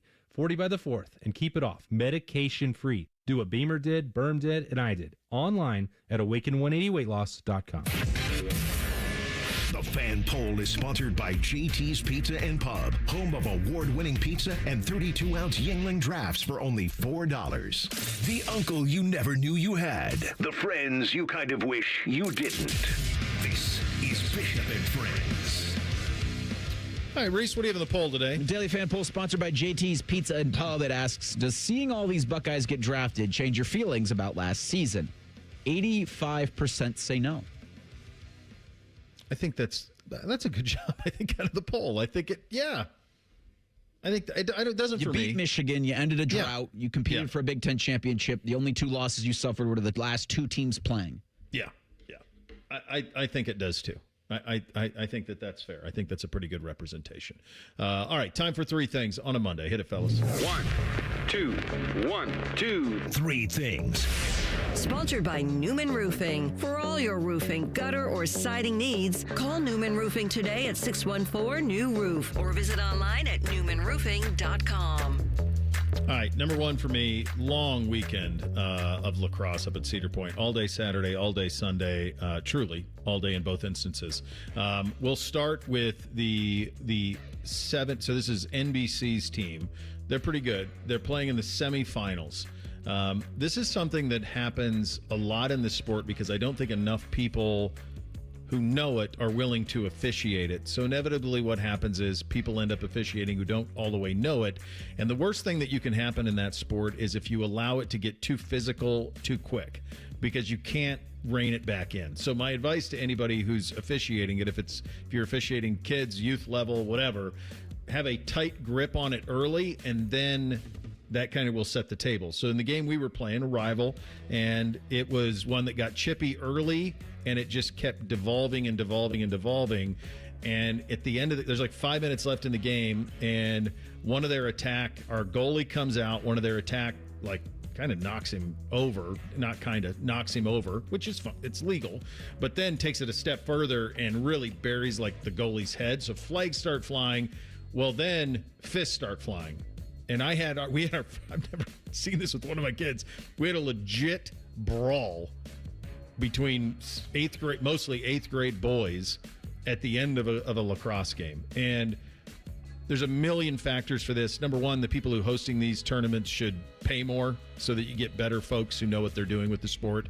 And the other thing I would say is if that money is there, if you know the sport and you've done it, man, there is a big lack of people who understand how to officiate it. And it came to a head, unfortunately, on Sunday. Nobody was hurt other than just some pride, I suppose, for some. But it was just a scene that nobody ever wants to see. You just don't want to see it. Talk about a scene that was taken in Columbus on Saturday was Luke Combs at Ohio Stadium. He did something, I don't know if it's been done, if ever in a long time, as he had a stage in the middle of the field. Usually they'll put it up against the south stands, which is always cool because Ohio Stadium's a great place to watch a lot of things. The middle of the field is exactly where you want to have it, I think, in my opinion, and more acts, like I think AC/DC's coming here this summer, might want to follow that lead. Luke Combs put in, according to Ohio State, 97,367 people. So, I'm sorry, Reese. I was just going to say, I just have a question. Go ahead. The historical context with that was Pink Floyd had the record up until Saturday. In 94, Pink Floyd had 75,245 people. Wow. So, in the middle, did he play? So he did it like in the round? Like right. He just kept moving, kind of? Yep. That's pretty cool. He also entered the stadium via the tunnel that the team does to Hell's Bells. Oh, so the he Bells gets the played, assignment. and here came Luke Combs. Yeah, he gets the assignment. The Blonde's taking Bootsy to Bruno Mars in a couple of weeks. I'm curious what his stage situation is. Go ahead, Vic. First thing for me, so I'm leaving here yesterday after the fan call-in show, and the station here is right on Twin Rivers Drive by the main post office downtown. And as I'm driving by the post office, something catches my eye out of the corner of it, and I look over, and I see a coyote. And I'm like, well, I've seen one getting off of 315 before right here. Yeah. So I know they're around this area, but I'm like, that's kind of weird that it's so close to the post office. And then I see two Canadian geese out in the grass in front, and I'm like, oh, that thing's stalking them. And I'm kind of going slow watching this. And then all of a sudden I see another coyote and another coyote. And then we're up to 6 coyotes. And I'm like, what the hell's going on here? At the post office? I turn around and I go through the post office driveway, and I realize these are cardboard cutouts, but they look damn real. And it kind of makes sense. You want to keep the geese off. Sure. I got like it was April Fool's Day, but I could only imagine, Bo, someone taking a package into the post office and they're not paying attention, and they look up and see that. 6 coyotes. That package is going in the air. Bake, I love that you had full Marlon Perkins. Like you wanted to get a closer look. Oh, yeah. Like, I spun around. I gotta see what's going on. What is this? What's happening? Coyotes are multiplying.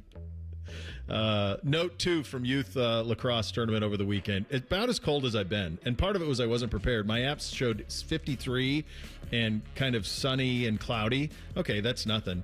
Turned out it was 46, 15-mile-an-hour wind, and steady mist all day Saturday. It's as cold. I was shaking. I was frozen to the bones.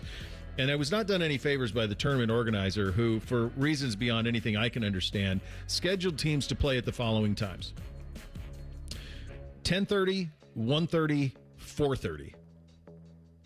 Nobody in youth sports wants 2 hours between games, man. Nobody. 1 hour, right back. Just a mess. Total mess. Terrible tournament. I'll make that my second thing with a question. What did you guys do in the 2 hours? I went to the car and I scrolled on my phone and got warm. It sucked for 2 days. Like, what do they expect parents to do in those situations? There's not enough shelter. There wasn't a place to go. Like, you just sat in the cold. I mean, it was brutal. Absolutely brutal. Second thing for me, I don't know how I feel about this, but I guess I'm a cat guy now, Bo. Oh, God. So my parents had this cat, and first 4 months of its life, it was an outdoor cat. And then they made it an indoor cat, but it always wanted to get outside, and it finally started going outside, and then it got knocked up. So I told my parents that I would take two of the kittens so they could stay together. So I'm going tonight to pick them up, and they're coming home with me. What? So I guess I'm a cat guy now. If I were to guess people at the station who are cat guys, you'd be at the near bottom list. Yeah, I did agree. not see this coming. I didn't either, but I was trying to be a nice human. You got to get a dog to just balance things out. I don't have a yard at the condo, and I don't have time to walk it all the time. Oh, those cats, man. Wait till they start. Oh, boy. All right. God bless you, buddy. Number 3 for me. So I'm watching the show on Apple TV called Your Friends and Neighbors because John Hamm's in it, and I like him, and I like a lot of the cast that's in it. And I like the people who are putting the show on. I've watched every episode of it. I don't think this show's worth a damn. But I think I like the people enough that I just keep watching it. It's pretty incoherent storytelling, but the people are good enough at their job that I find myself keep watching it, and that's rare that happens. Usually I bail. I guess I love Draper that much that I'm going to stick it out for him. Yeah, that's really rare when you're like, this show stinks, but the people are great. It's not as good, but the people are cool. I couldn't finish the first season. Yeah, I don't know what I'm doing. It couldn't keep me. Congratulations to the more than 11,000 who participated over the weekend in the Cap City Half Marathon, Quarter Marathon, and the 5K. It's an awesome course. David Babner and our friends at M3S do an awesome job with every route that they do, and I'm using this as a reminder. 971therace.com. We're doing our 5K, the Fan 5K, on June 20th. We hope to see all of you out there. Absolutely.